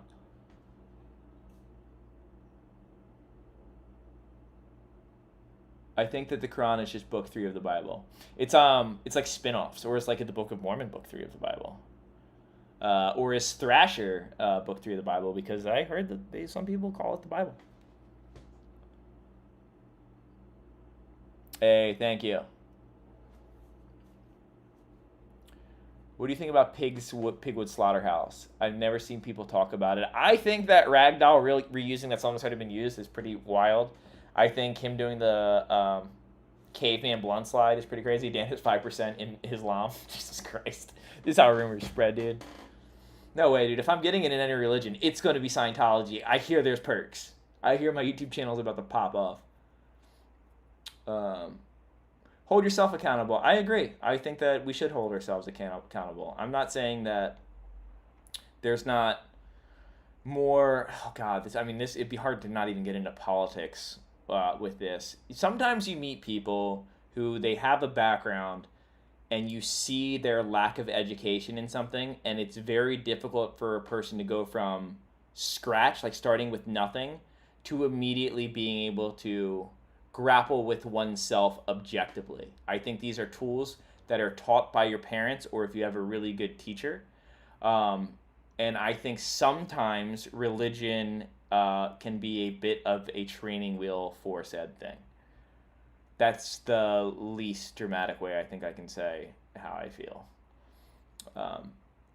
And I think empathy is... I think empathy is my current religion. I try very hard to be empathetic to everyone.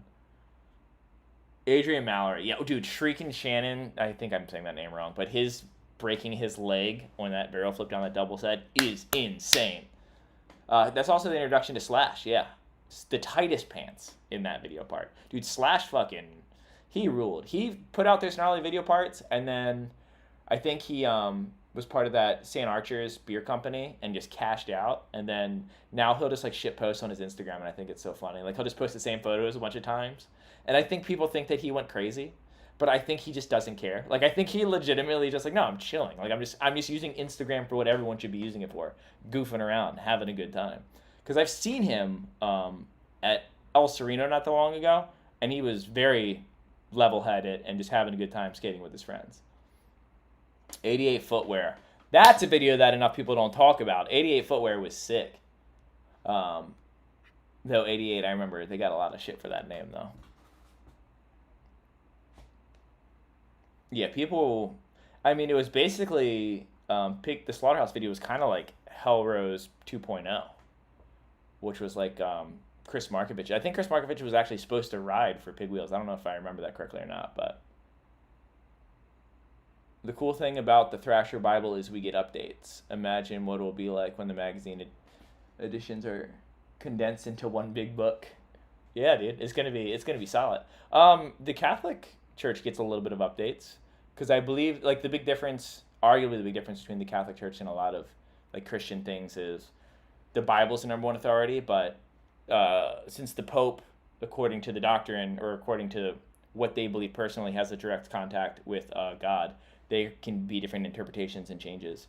It's also arguably why they have a couple extra books that weren't taken out. They have a couple books that were considered, a lot of Christians would consider them not canon. But did Nuge have a part in Slaughterhouse? I don't remember. Vatican 2.0? Yeah, hell yeah. Burnside Skate Park? I'm down. Yeah, iPath Footwear is coming back. I hope. Oh, Ethiopian Bible. Good call, Chris. They still have the Book of Enoch in the Ethiopian Bible. The Book of Enoch's in the Dead Sea Scrolls. Don't even get me started. I'm not going to go down this religious talk. But I'm very close to just nerding out, dude. Because I feel like I read the Bible more than every Christian I know. But the Pope has God's digits. I have a hard time with religion. I lost both my parents now. I'm struggling with the idea that someone would be there. Family was your past. One thought that has kind of always vaguely been comforting to me about the possibility of nothing happening after death is you were never upset. Like, infinity stretches out in both directions, and there was an infinite amount of time that you didn't exist yet, and you were fine then. You're not upset about then. So why would we be upset about an infinite in the future? I think it is really rad to sort of mythologize or suppose the possibility of like reuniting with our loved ones. Lord knows I would kill, like literally would do. I would love to see my brother again and my friend Josh Slappich again. I mean, there's a long list of people I would love to see again. And if that's possible, I will Dante's Inferno my way through hell, through purgatory to get to heaven to see them for sure. But if not, I mean, what a gift it was to exist at all, right? Like, what is it? How strange it is to be anything at all. Neutral Milk Hotel. I'm excited to just get any of the gettins that I got, and even though I feel that my brother had a very bad hand dealt to him and he went through a lot of hard times, I also have memories of him having a really good time. And that's better than no time, in my opinion. A lot of bad time and a little bit of good time, I think, is better than a no time, personally. That's obviously subjective, though. You could disagree. And I wouldn't be able to say shit about it. Let's see. Happy birthday again. Oh, yeah. Thanks, Alex. Take care.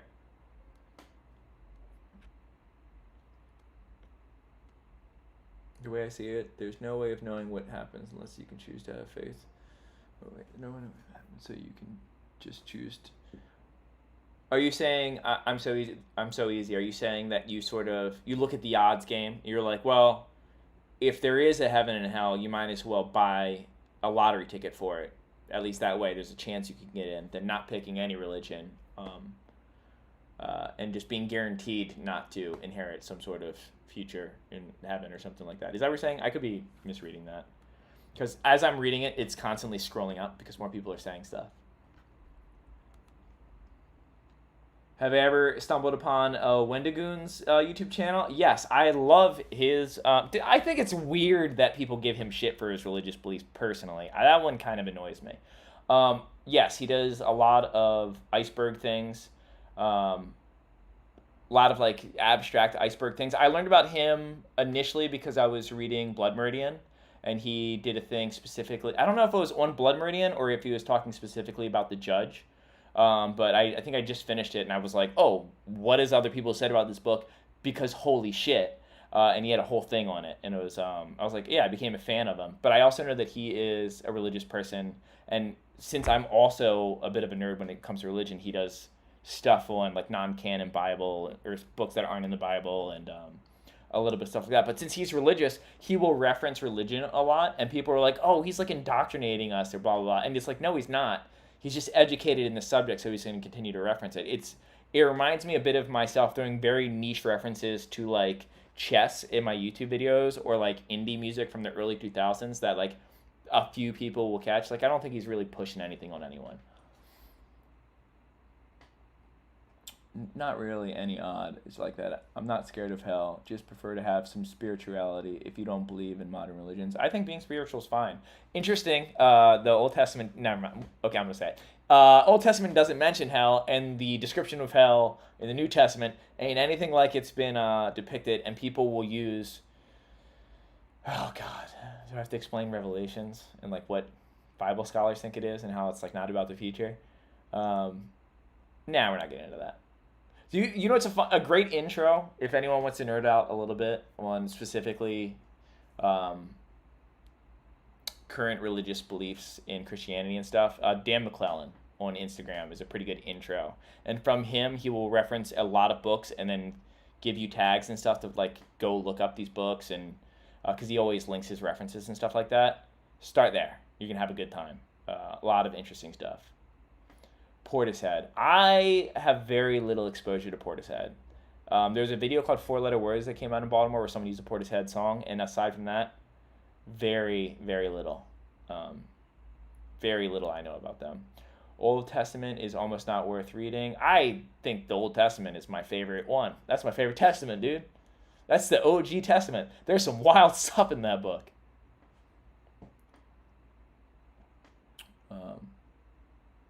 Weird Bible podcast has been around for a hot minute, if I'm not mistaken. Yeah, probably. Thank you, Kenny, for the happy birthday. You'll see him again, but in an abstract way, you think? Honestly, I am kind of blessed to have very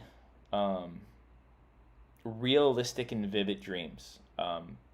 Like, with the intensity of a night terror, but it's just a normal dream. Like, I wake up very much feeling some sort of way. And when I was on sertraline, it was one of the side effects that it does that for you. So then my dreams were like, every night, it was like I was waking up from a full day of my dream. But I've been very, very fortunate to have very in-depth conversations with my brother after he passed in dreams. And it's like, it's very common for me to remember that he's passed in the dream. And we have this very, it's whatever. It's my subconscious version of what I think he would say. Maybe, sure, cool, whatever. And I do believe that. I'm not very hippy-dippy about it, but it is very nice to talk to him and then me be like, hey, man, you're gone. And then him be like, yeah, I know, but like I love you and it's cool that we had this chat. Like we get to have that conversation and then go back to talking about stuff as if it's normal. And oh my God, I know a lot of people who've lost a lot of people who don't get to have a dream or an experience like that. And it's emotional when you wake up, but it's a sweet treat. Yeah, I'm on my watermelon diet, dude. Creepcast, but I'll check it out. Yeah, I haven't heard of Weird Bible either, but it sounds sick. When you hit up San Diego, how long you be driving? Depends. Like anywhere from an hour and a half to 3 hours if it's traffic. Dreams are built on memories, yeah.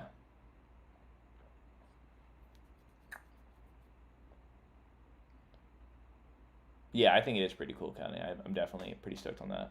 Ever watch an early Fugazi? Yeah, I've watched early Fugazi live shows. What? Dude. Anything Ian McKay's touched, I'm like, I've probably seen it online. I mean, I grew up near DC, so there's a lot of Minor Threat and Black Flag and Bad Brains influence on what I got into in like my early teens. I have a core memory with a friend of mine, Sarah. I dream that core memory now. Sense of peace on those days. Yeah, it's definitely sick. Do the watermelon crawl, y'all. What is that? We just like go from grocery store to grocery store. I've had one conversation with my mom in a dream after she passed. That's awesome.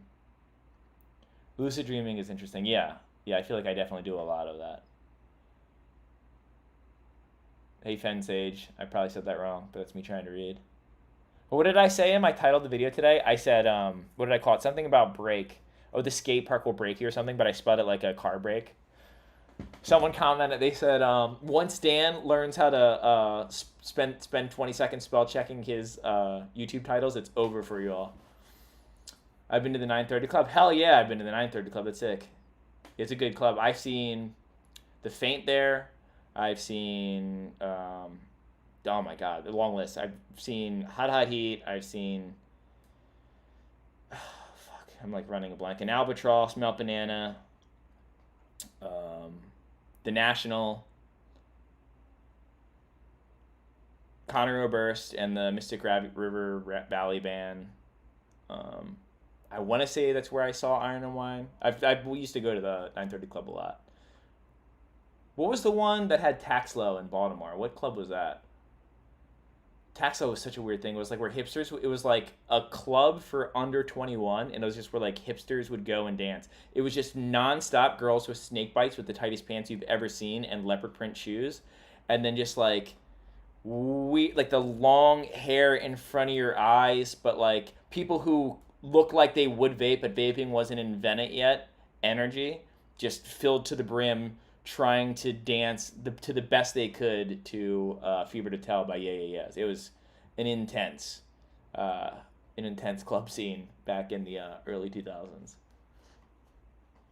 What happened to the Warble crew? I think they're still doing it. Warble is my favorite crew. You sell Melt Banana open for, what is that? Dude, how crazy is Melt Banana? Everyone do yourself a favor and like people hype up baby metal a lot, like, oh, it's just like crazy heavy metal band, but it's like these Japanese girls as a singer. Melt Banana, dude, Way before. Melt Banana is crazy. My daughter saw some teen pop guy at 9:30 Club. I have not listened to KHRUANBIN, whatever that band is. Should I look them up? Sometimes dreams seem beyond memories, like conversations that don't quite seem like your mind is capable of reproducing in real time, but who knows? Connor Burst and their Mystic Valley Band was a fun show. Yeah, it was really good. Oh, I've seen Guar. I saw Guar in Richmond. I saw Guar right before that guy passed. I saw one of the last Guar shows. Everyone needs to go see Guar. Sometimes you need some fake spilled in your face. Thank you, Bad Wolf. You see Melt Banana 5 times? Hell yeah. Sounds like you have a... You know what's a really sick band to see? I don't know if they still tour at all. The Faint. The Faint is a wild show. And Albatross is pretty good. What did I just... Popular Music. I just saw Popular Music, which... what's that other band that person's in from Popular Music? Ugh, it's annoying me that I can't think of the name of the band right now. But it's the singer... He did a bunch of stuff with Shoo Shoo. But he has like another thing that my friend Kelly was out here. And she's like, oh, I never even heard Popular Music before. It's a little bit smaller niche of a band. So the first time I heard them was a live show, which is always a bad idea. Usually you go there and you're going to be let down because you don't know any of the songs. Holy shit. Popular Music, really good band. It's going to be really hard for you to find anything of Popular Music because you're going to have to type in the word Popular Music on whatever you're searching on. And that band Popular Music is probably not going to come up. So you have to dig a little deep, but it's worth it. Yeah, dude. AJJ is sick. Absolutely. AJJ is the only band you've seen multiple times. The band that I've seen the most. It might be minus the Bear because they opened for every fucking band that came into Baltimore for whatever reason. And Me Without You, too, used to open for a lot of bands coming into Baltimore. What have I seen the most? It probably would be Me Without You or minus the Bear. But a band that I've intentionally gone and seen, I've seen a couple bands only twice. I've seen The National twice. I've seen Modest Mouse twice. I've seen stuff that Connor Burst is a part of 3 times, if that counts, but it's him in different bands. I like the United States of America and the presidents of the United States of America, too. I love that sentence. I know exactly what you're saying, but I like that sentence.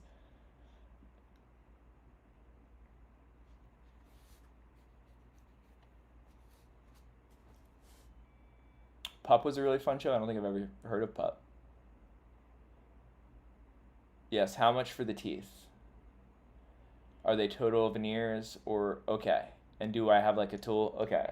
So I've never discussed... Oh, Turnstile's super sick. They're crushing it. They're like a very good like mainstream, first time mainstream learning about that kind of music band. And they're from Baltimore. They rule. I'll say this. You go to different places, you can get different prices. These are not veneers. These are permanent. I cannot take these out. These will be in my mouth for the rest of my life unless the people who put them in will come in and take them out because they have like a special tool for it. I was told I will never have to go to the dentist for the rest of my life. I just can go in and get cleanings and stuff like that. They're zirconium. They don't break, they don't chip, or they'd be very difficult to break and chip. They might get a little dull over time. They're very expensive. I'll say that. All-in-4 procedures can range anywhere from... I mean, if you want to get something that you shouldn't get, you can get it for $12,000, and it's going to be like a bang-up job, and your teeth are going to look like chiclets. You're going to get what you pay for. I went to a place that ended up even being more expensive. That's a great sentence. Because of my heart condition. I have full Parkinson's white, and they don't want to put you under for a long period of time when you have this heart condition, and this procedure takes a while because they take out all your teeth and put in... It's called all-in-4 procedure, so it's 4 rods in your top jaw, 4 rods in your bottom jaw. So I had to find a specialist who had dealt with this heart condition and was willing to put me under. And luckily they were in, why can't I think of the area? Dana Point. But I paid more than the average person would end up paying for it. It's the most expensive purchase in my life was my teeth. So if that kind of puts it in perspective, it can be pretty expensive. So I would say if you want something like this, you're going to want to spend at least like $20,000 to $25,000. But at the same time, my teeth were so bad, I went to another dentist to see what it would take to get them all individually treated. Save all the teeth that were still good, get implants, take out the cavities, blah, blah, blah. That would have been about $30,000. And that still would have been like, I would have still had teeth to deal with later on. They would have eventually fallen out. That would have been a temporary solution. Because I have really bad teeth just in general. Like my genes aren't great for my teeth. Both my parents have teeth. My dad doesn't have any teeth. My mom's, while I was home, one of my mom's teeth like broke off. So yeah, not great teeth in the family. So veneers is a cheaper way to go about it, for sure. I don't know enough about the durability of them, though. I wanted these teeth because I wanted to be able to eat again. I hadn't had potato chips in years. I hadn't been able to eat nuts in years. I get these things in, I can chew rocks. They're like, you can eat any hard food. It doesn't. I can get a jawbreaker, and as long as my jaw is strong enough to crunch it, these teeth will handle. And I'll just chew up lollipops right fresh out the wrapper. Just no pain when I eat ice cream, too. Oh, it's insane.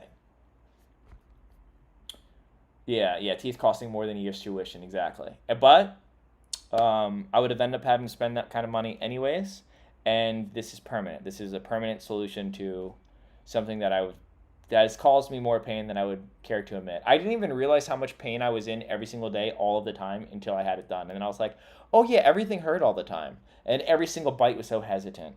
Like, I was just constantly waiting for something to stab my gums, because I was missing teeth too. And just having raw, open, like, wounds in my mouth constantly. It was a nightmare. Best choice I've made in my life, avoiding the future, 100%. It is, moving to California is definitely up there. Getting my teeth done, definitely up there. Getting sober, that's probably number one. Probably getting sober. I mean, moving to California is the only reason I can afford to get my teeth done, so I guess it has to go in that order. But yeah, do I want kids? Yes, I do. I do want kids eventually, but I'm fucking 37, so I'm giving myself till 40, and then I think I'm just gonna adopt.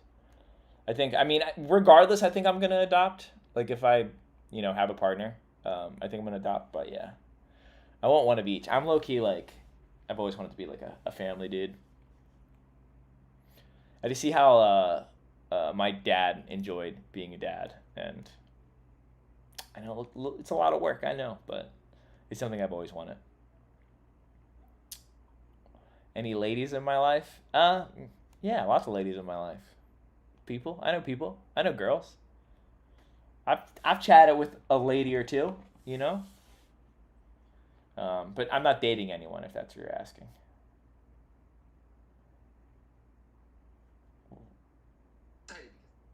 Wait, what? I love when Dale sends me. I love when Dale sends me other people's stuff, other YouTubers sometimes, like stories and stuff for us to giggle at. Jeez, yeah, that's great. Shout out Dale. I doubt you're watching the stream. That was great.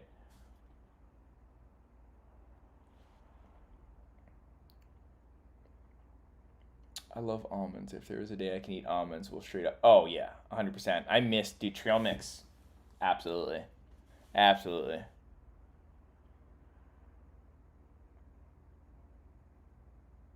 Flex and he talks. I've talked to them. I've seen them on the streets.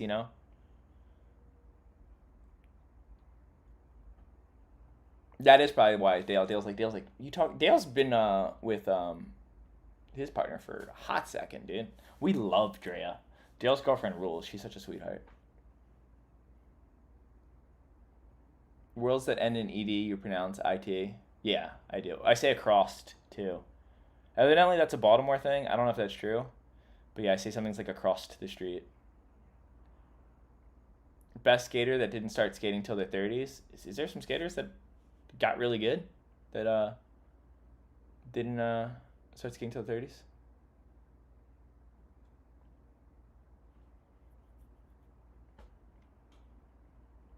How is half cab nose different from switch not like tail slide? Technically you could argue that they're the same thing. But someone was telling me the other day, oh yeah, they're saying full cab's not a trick. They said you have to call it a caballero. I call bullshit on that. I think the skate community gets to decide what tricks are called, not the people who invented it. That's my new take. because people say crazy stuff. I wonder what Garrett Jenner's ramp stuff is going to be like. Is he doing like a new redo to his skate park? I saw that whole setup that he has at his house. It seems like his channel's sort of like shifting into like him working on his house in general, like not just skate stuff, which I think is a really cool direction. Hey, thanks, Scrubby Nuffy.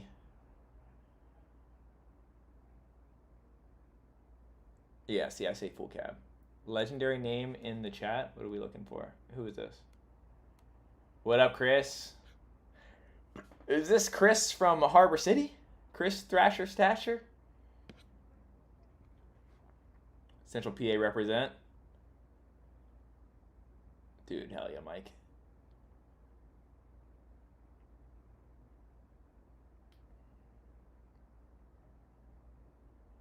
Dude, I'm not even, what happens if I click? Actually, I'll look at it right here. Go here, go here, go here. Then go here. I just want to see if we have anyone, how many people we got in this thing. Did I miss? Oh, I literally was like, did I miss a super thanks? Hey, thanks so much, Get Real. I'm going to buy so many watermelons with these super thanks. Shorter tricks for names. Shorter tricks for names are better. I agree. Dude, I'm super down. I'm super down, Chris, to skate soon. I forget what trick you were doing last time we were skating, and I was like, I need to steal that, but I don't remember what it is.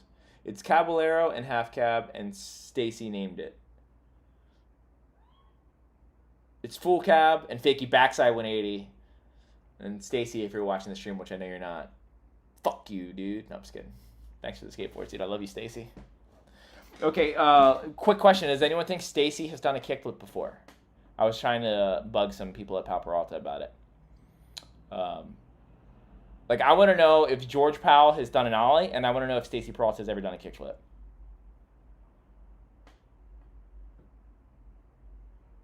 Oh, I will not forget the $50 trick challenge. Figure frontside flip, nose man on ollie backside flip. 100%. It's going down. Garrett Jenner, I like the fingerboard stuff he's doing now. Is he still doing that? That's sick. He's going to learn how to make his own obstacles tool, and he's getting into drift racing. Same stuff I'm into. Yeah, hell yeah.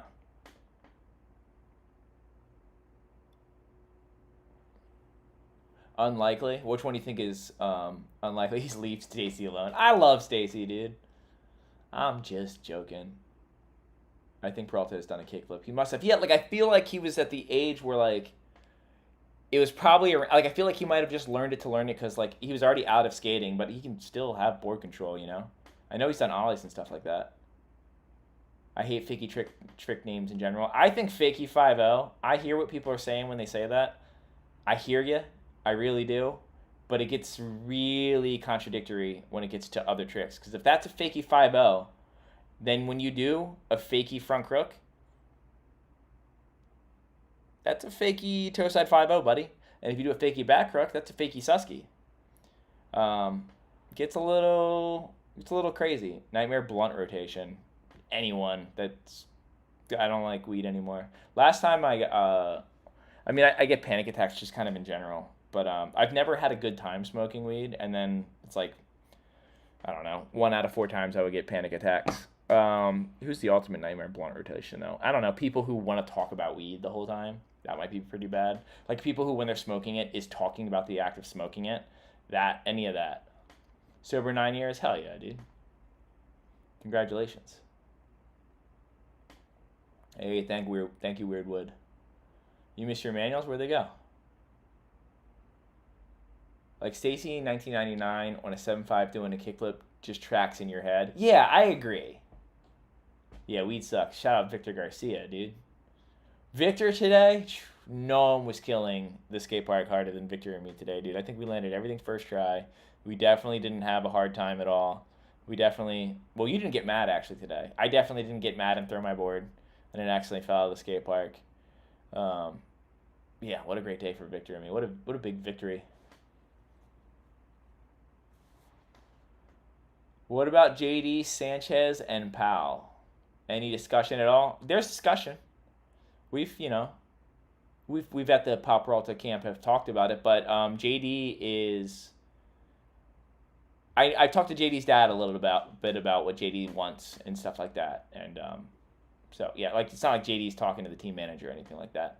It's just something that has been sort of kicked around. But I think JD's sick. I'm a JD fan, but I think JD has something else in mind. I thought Birdhouse was a good fit for JD too. Dale is cool. Yeah, Dale is cool. Do you still focus shirts? Hell yeah, I do.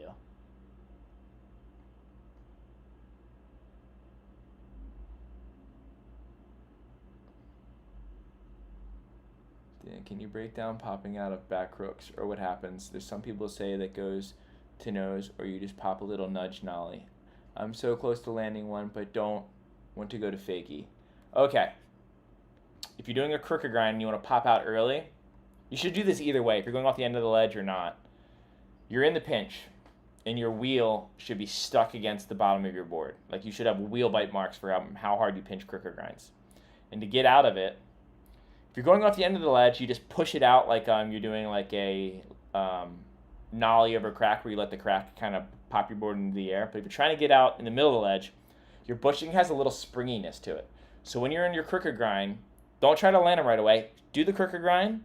Your feet are here, and then like point your toe down a little bit to relieve some of the pinch, and then push back and feel that bounce. There's like a teeny tiny little trampoline in your trucks that you can use to bounce out. And with that bounce motion, it should probably lift you up about that much. And with that little bit of pop out, you should slide your foot up like you're doing a nollie and shuffle to the side. That is the best way to do it. Use your bushing to bounce. What did that say?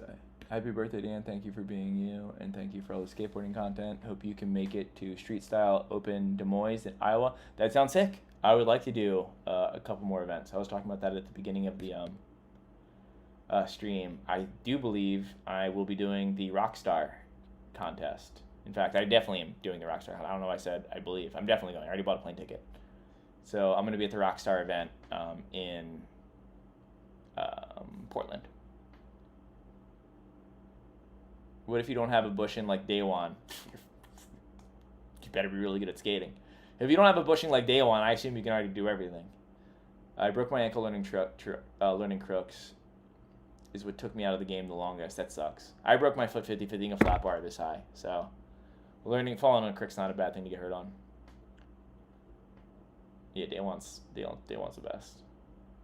Skateboarding is the best. Happy birthday, dude. I watch your shit probably too much. Peace from the East. Hey, thank you so much.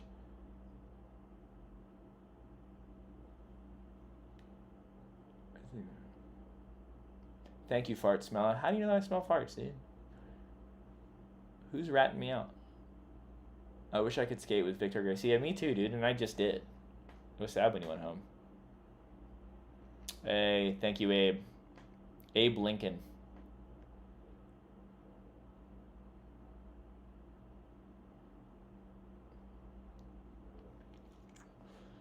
What are we thinking? How long we been doing this stream?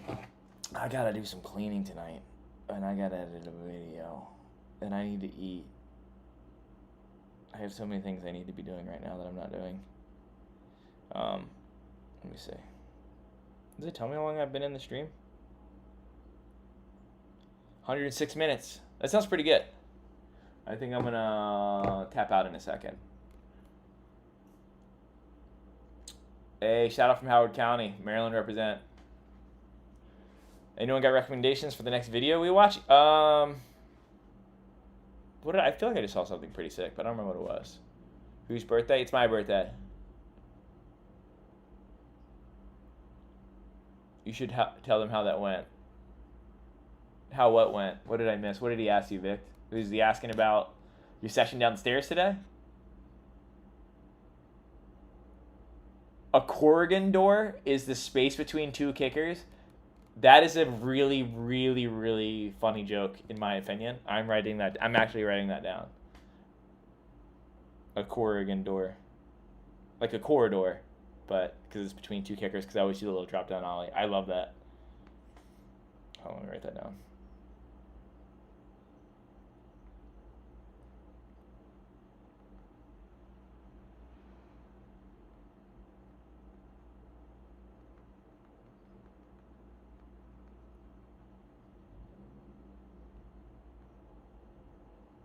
I think I have some friends that are going to really appreciate that joke. Static 3, incredible video. Yeah, everyone, when you're done watching this stupid stream, go watch Static 3, specifically Nate Broussard's part. Specifically, that gap to nose pick thing that he does. Yeah, everyone sucked today. No one could do anything today. It was great. Yeah, it's a Koro door.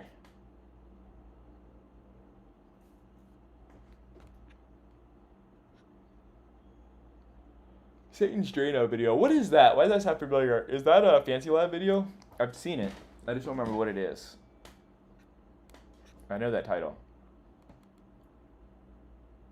I've never seen like a Pal Peralta office or headquarters or whatever.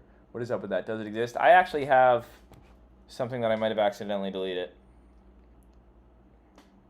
that I was supposed to put out a very long time ago. Let me see if I still have the footage. I feel like I might have deleted it because I'm an idiot.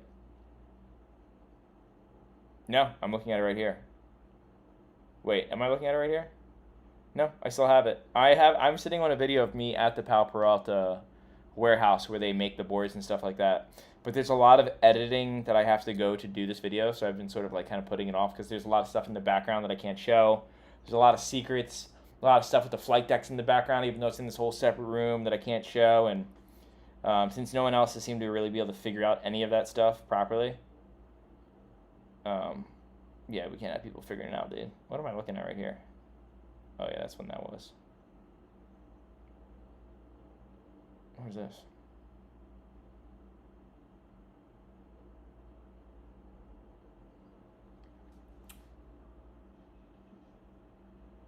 The viral rail bonk hippie jump, what's that called again?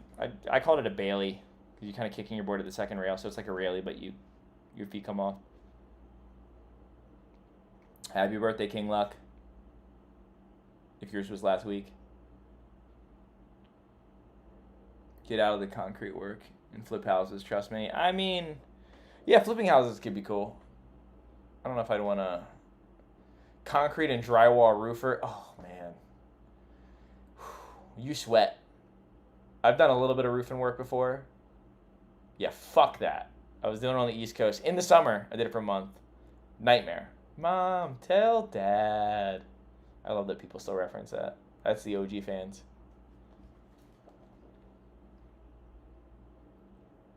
Dude, you should go do a kickflip, G-boy. Heading out. Love you tons. Happy birthday again. Have a good night. Hey, you too, Scrubby Nuffy. Story movement video was the shit. That was a good one. Does Pat...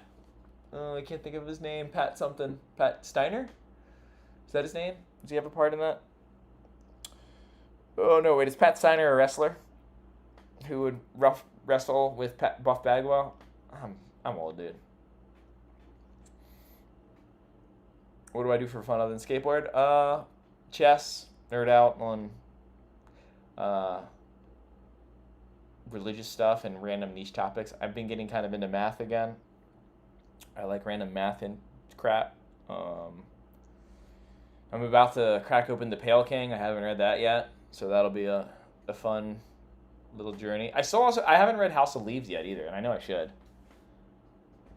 It's been on my list for like more than 10 years. It's been on my list for 20 years, and I've never even like bought a copy of it. The Steiner Bros. Yeah, you know what's up, The Sound of Violence. Damn, your name is appropriate to know what's up with the Steiner Bros. I did demolition for a while, tore up a lot of roofs. It seemed like it would be fun, but it really wasn't. The only thing in construction that's fun is running equipment. Like skid loaders is really fun until you have to like do it in the heat and the AC is broken. Rollers are pretty fun.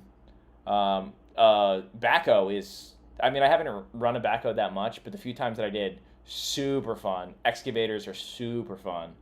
But I've never done one for like years on end, so I'm sure it gets old after a while. But the little bit of time that I have spent in those machines, a fucking blast. Do a video with Hercules? Definitely want to. Hercules rules. I think he's almost fully healed up. What do you wish you knew a little more about without having to do the research? What a great question. What a great question. Probably understanding current American politics. You have to bounce from echo chamber to echo chamber now and have everything have this extreme bias put on it.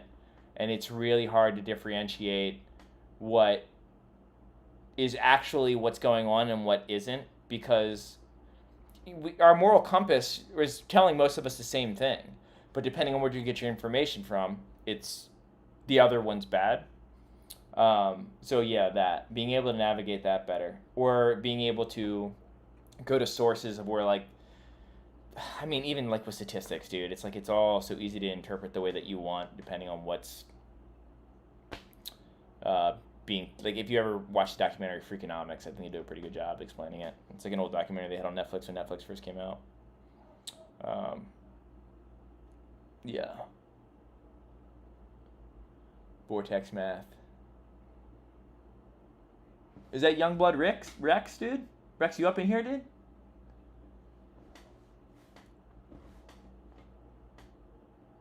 It's all psyops.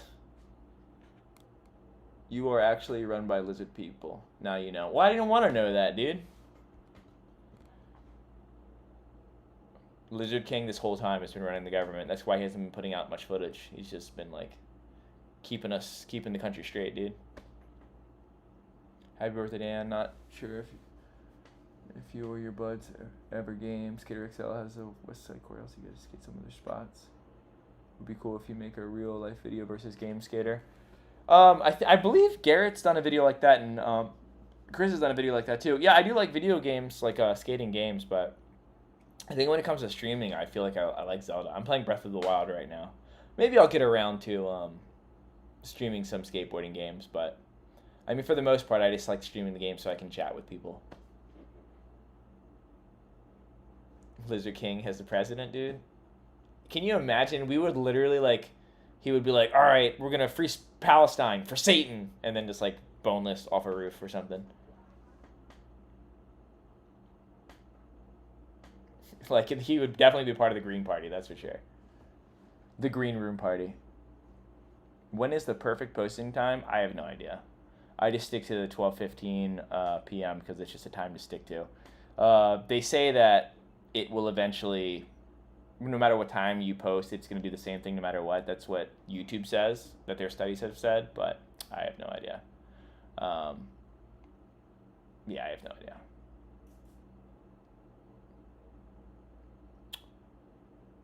Any new takes on the Tim Pool after the Gifted Hater video? It addresses what I think a lot of feelings in the community has. Dude, fucking...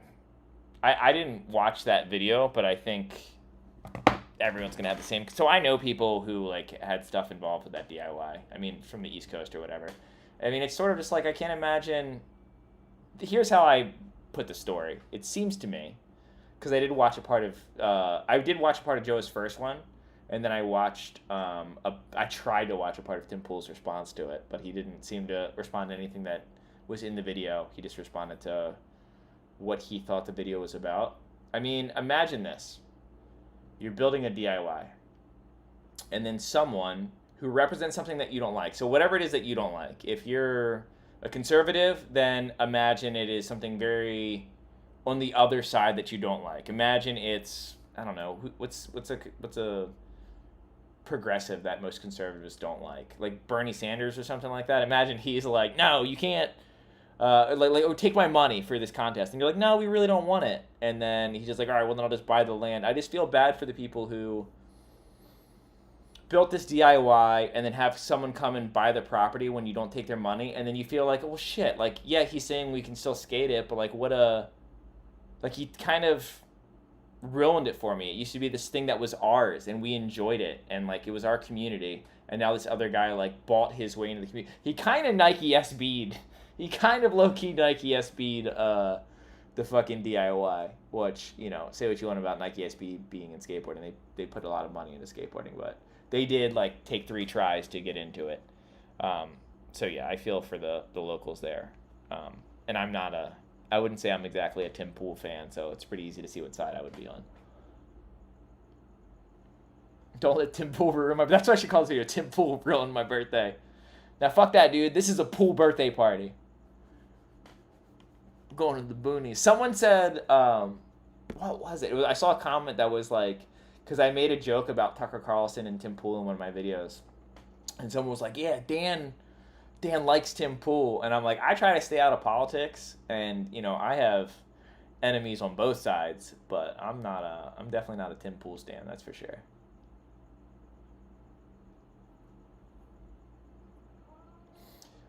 I think finding common ground with people is great. I don't think buying the ground and then calling it common ground is great. I don't. If there's someone who has a different political opinion than me, which, trust you me, I skate with people on both sides of the extreme political structure that we all live in. I'm totally neutral with talking about things and sticking to topics that don't cause drama and having conversations, not arguments, about the difference. But with this specific situation, it's like he knew what he was doing. Like, there's no way that Tim was just like, no, I just happened to be buying this. And I saw him try to say that, and it's like, okay, it was very Daniel Plainview in There Will Be Blood. It reminds me of when he goes to the people's house, and he's like, oh, we're gonna pretend that we're quailing here, because we want to pay quail prices, not oil prices. It felt very like, oh, well, also there's other property that I wanted, and I wanted the building on the property. It just seemed like kind of obvious what he was doing. Like, they said no, and he was just like, well, I'm trying to like give you guys money. Like, okay, well then I guess fuck you guys. Like, you're gonna get my money anyways. It just seemed kind of not a big fan of that whole situation.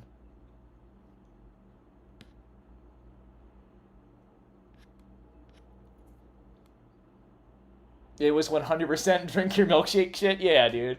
He definitely drank their milkshake. Bake us as cake. Yeah, dude, that is a solid ass movie. Bernie and Theo Vaughn was good. Wait, Theo Vaughn had Bernie Sanders on? That sounds insane. I would watch that.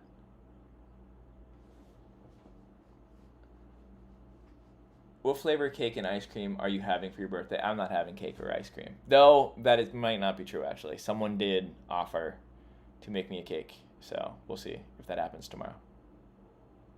Who would win, Gifted Hater or Tim Pool in a game of skate? Probably Joa, right? Joa skates all the time. I don't think. Like, I think Tim has. Well, I think Tim has a lot of goofy circus tricks. So if there's like a no rule thing, then maybe Tim. I don't know. But I would assume Joa. I think Joe could just go to the straight eight and Tim would lose. But also, who fucking cares?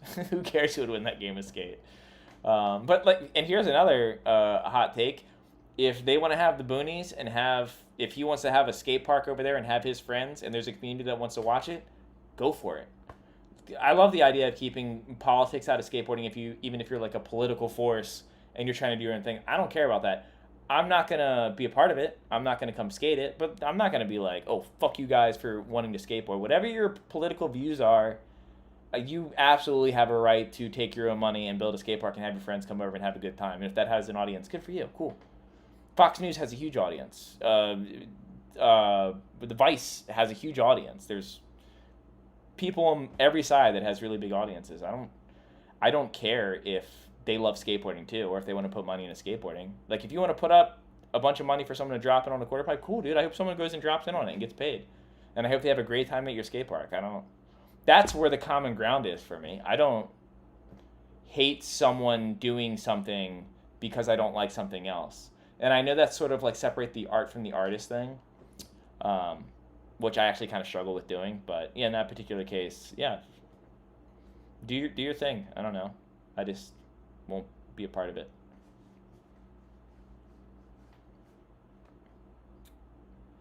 Where is it at, the boonies? I heard West Virginia, but I'm not positive.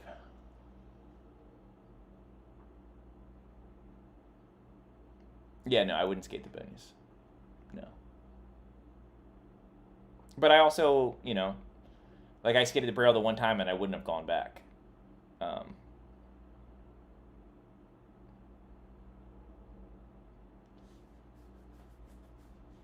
He said, "Just Democrat Dan." See, I wouldn't even affiliate myself with either side. There's stuff on both sides that I have issues with, but yeah, I am progressive leaning, I would say. But there's shit to be said.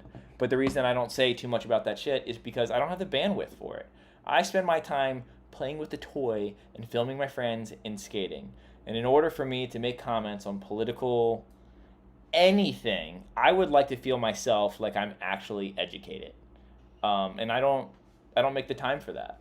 I would hate to say something that influences someone else that is wrong. All I can do is hopefully show a little bit of my morality in certain things and have that be some sort of influence. And if that changes what you think about the political world, cool. But yeah, that ain't my world. I don't even.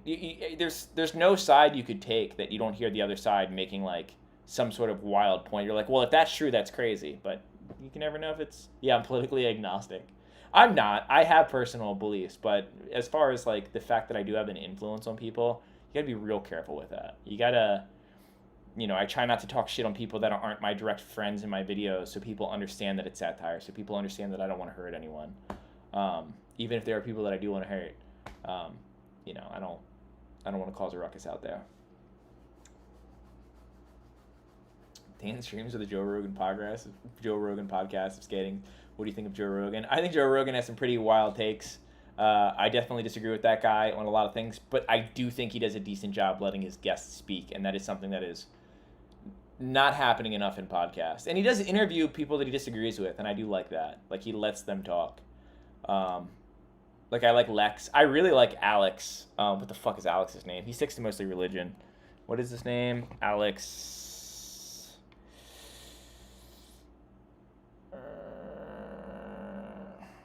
O'Connor. Is that right? Yeah, I like Alex O'Connor when it comes to podcasts. Who do I want to hurt? Mostly Dale Decker, dude. I'm not gonna lie. He's over there. I hear him over right now gaming, and he's losing, and I'm like I'm enjoying that. But I just want to, Rogan doesn't do enough pushback, in my opinion. I think it'd be hard to have anyone not do enough pushback. Like Jon Stewart doesn't do enough pushback. I love Jon Stewart and John Oliver. I love it when comedians get on it, but I don't like that they'll push back a little bit, and then they'll hide behind being a comedian. Like, they'll be like, oh, well, what about this? Oh, but I'm just making jokes or whatever. They'll hide behind the comedy, and it sort of lightens the sincerity of either the point that they were trying to make or the counter argument that is being made against their argument. So I do enjoy The Daily Show, but even John Oliver's show, but I don't take much of it to heart because it is fairly biased, and I laugh a lot. I enjoy that. Yeah, I want to hurt Dale. I can't pass his guard. That's probably why I want to hurt Dale, because I know I can't. He's too strong now. He's become too powerful. Any good songs? Let me tell you what I've been listening to recently. I'll just tell you the last couple songs I downloaded. That might be easier. The last couple songs that I downloaded were I Want to Kill by the Crocodiles, Tough Love by the Unicorns. That's an old song that I used to like. Randomly downloaded a couple Crystal Castle songs. It's been a while since I got to them. Simulation Swarm by Big Thief. Stay, in parentheses, I Miss You by Lisa Loeb. Shout out 90s. Yeah Yeah by Matt and Kim. If you're my age, you went through your little Matt and Kim phase. And then Beach Baby by Bon Iver. Kiss of Life by Sade. I almost don't want to admit that I just downloaded this, but I totally did. Beating Heart Baby by Head Automatica. And then Dark Arkansas Daughter by Lady Lamb. There you go. That's the last 10 songs I downloaded. How was your experience with Braille, and why would you not go back? It just felt cold. It just felt, just not a good vibe. I wasn't into it. Also, the park wasn't that fun. Shout out to the Rilo Kiley kids. Yeah, hell yeah, dude. Rilo Kiley fucking rules. Anything Jenny Lewis does, I'm pretty much a big fan of.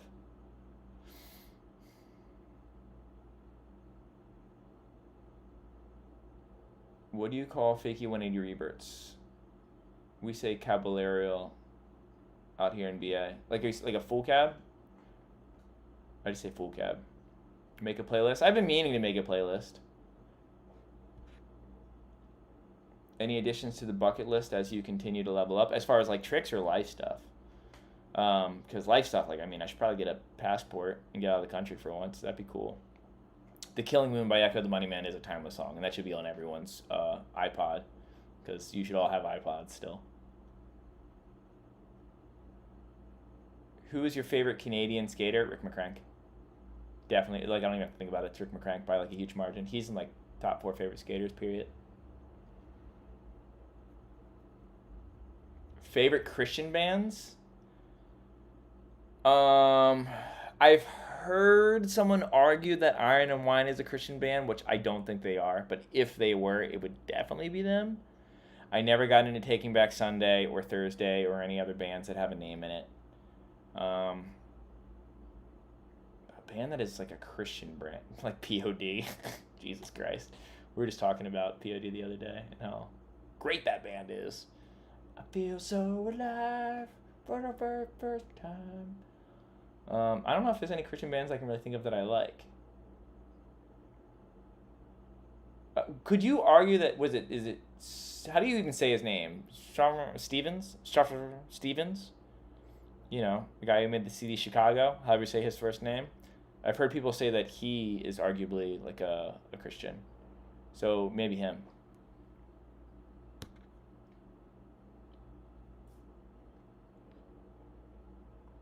Norma Jean, yeah, I knew that they were Christian. Yeah, Skillet, Thrice, I knew all these are Christians. Me Without You, I was never a fan of any of those bands. That sort of like screamo genre that kind of popped off in the Christian community, I was never a big fan of. Dan strikes me as a Queens of the Stone Age guy. Funny you should say that. I'm not a Queen of the Stone Age guy. Not opposed. They're sort of a middle ground band. So like I put them in the same category as the Killers and Interpol and like these other the Strokes, these other bands that sort of had their mainstream run but like kind of a little bit more on the indie side. Queens of the Stone Age is decent though. I'd be lying if I said I didn't only know their hits and then the one song that Nate Broussard skated to, but what I heard from them I don't dislike. Yeah, Illinois for sure. Come on, feel the Illinois. Yeah, I mean the song John Wayne Gacy Jr. is definitely one of my favorite songs. And Pulaski Day. I mean, come on. The song's gut wrenching. CKOY, dude. CKOY, Can't Kill Yourself. Definitely a Christian band, dude. Yeah, Andy Anderson's definitely a fun watch. I mean, he's definitely fun to be around. Hey, thank you for the my manual shout out. I like doing manuals too. Stroke 9. Is that the name of their CD or something? Just the band The Strokes.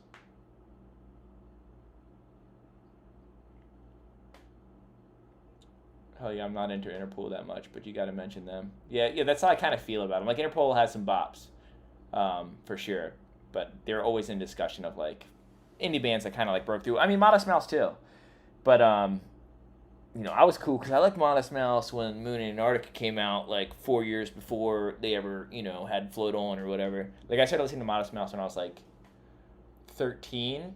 I learned about Modest Mouse because One Step Beyond came out, and then my friend had Kazaa, which is before LimeWire, and he had downloaded a bunch of Modest Mouse songs because Lone Down There was used by Ryan Bobby or however you say his name.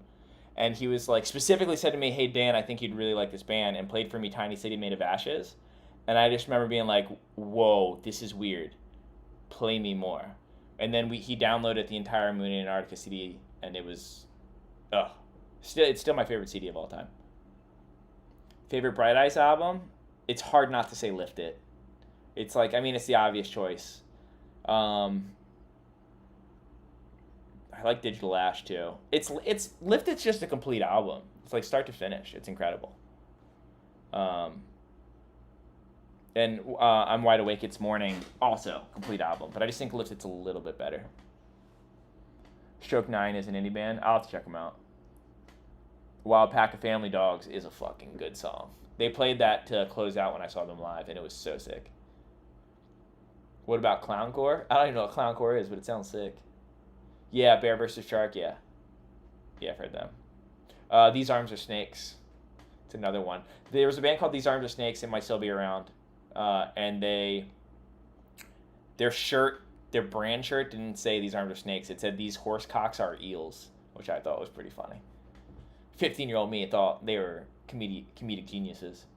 Modest Mouse lyrics were religious. They were, but pretty anti-religious. I mean, styrofoam boots, very much so, about like the ideas of like atheists going to heaven and stuff like that. And definitely, I mean, I've watched some Isaac Brock interviews or read some Isaac Brock interviews, and him talking about like religious and cosmological influences on his early work. But yeah, that band's definitely not religious. Iron and Wine covered Never Meant. That sounds insane. I know they covered what's that Death Cab for Cutie song? Or maybe it's a Postal Service. Same thing. Ben Gibbard, whatever. Will Become Silhouettes. Iron and Wine has a really good cover of We Will Become Silhouettes. It's one of the few times that I think the cover is better than the original. I love Prodigy. Someone just used Prodigy in something I just saw. I forget. Oh, it's in that backyard mega ramp part that just dropped. He skates to the Prodigy, I'm pretty sure. Can you see or somehow tell the age demographic of your videos? I'm 23. So it seems to be the vast majority of people that come up to me seem to be millennials or older. I do talk about a decent amount of niche stuff from like older skate videos. I think, according to the statistics, my biggest age demographic is 20, like what YouTube tells me. It says my biggest age demographic by a huge margin, it's like 56% or something like that, is 26 to 35. And then my second biggest is older than that. And then my third biggest is whatever it is. It's like 21 to 25 or whatever that is. So that's my third biggest. So I assume that, and it's kind of a smaller group of skaters, but I also think it's why my views are so consistent for the most part. Because if you're dealing with Gen Z and now Gen Alpha, they're constantly aging out of your content and like quitting skating or whatever. And I feel like a lot of my audience has been skating for a while and they're kind of like just sticking to it for now on or will always be interested in it. I get a lot of comments about people getting back into skateboarding because of my videos.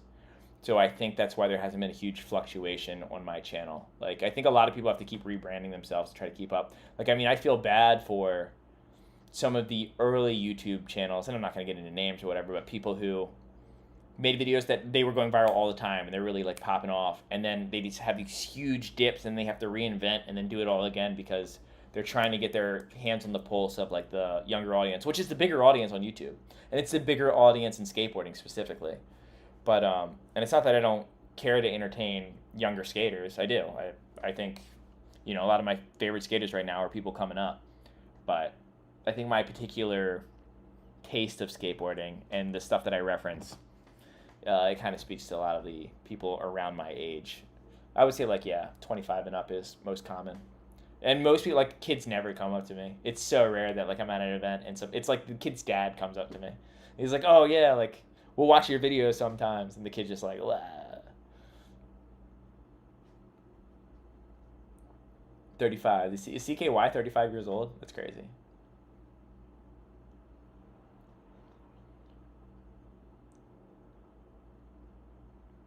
You only have so many kickflip years left physically. I was just talking to someone about how many years I have left in my body for like filming parts. I think I have 2 more parts in me, and I really need to like get back on top of filming for them. What's tomorrow? Thursday? I'm actually supposed to go out filming with someone Thursday, but I have to change that. Oh, that was a very cute birthday message I just got. Are steroids legal in skateboarding? They should be, dude. I'm 37, Mr. Hopper.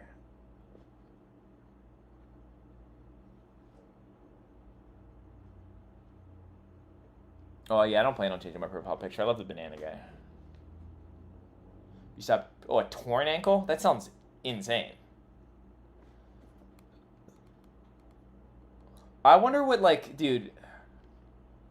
Anger's already, like, very in skateboarding, like, people throwing their boards around. Like, imagine someone losing their shit with roid raging, dude. I bet you there was a minute where Wrecking Ball was, like, bodying some skate parks. Hey, good night. Stem cell IV? Yeah, maybe I'll get stem cell.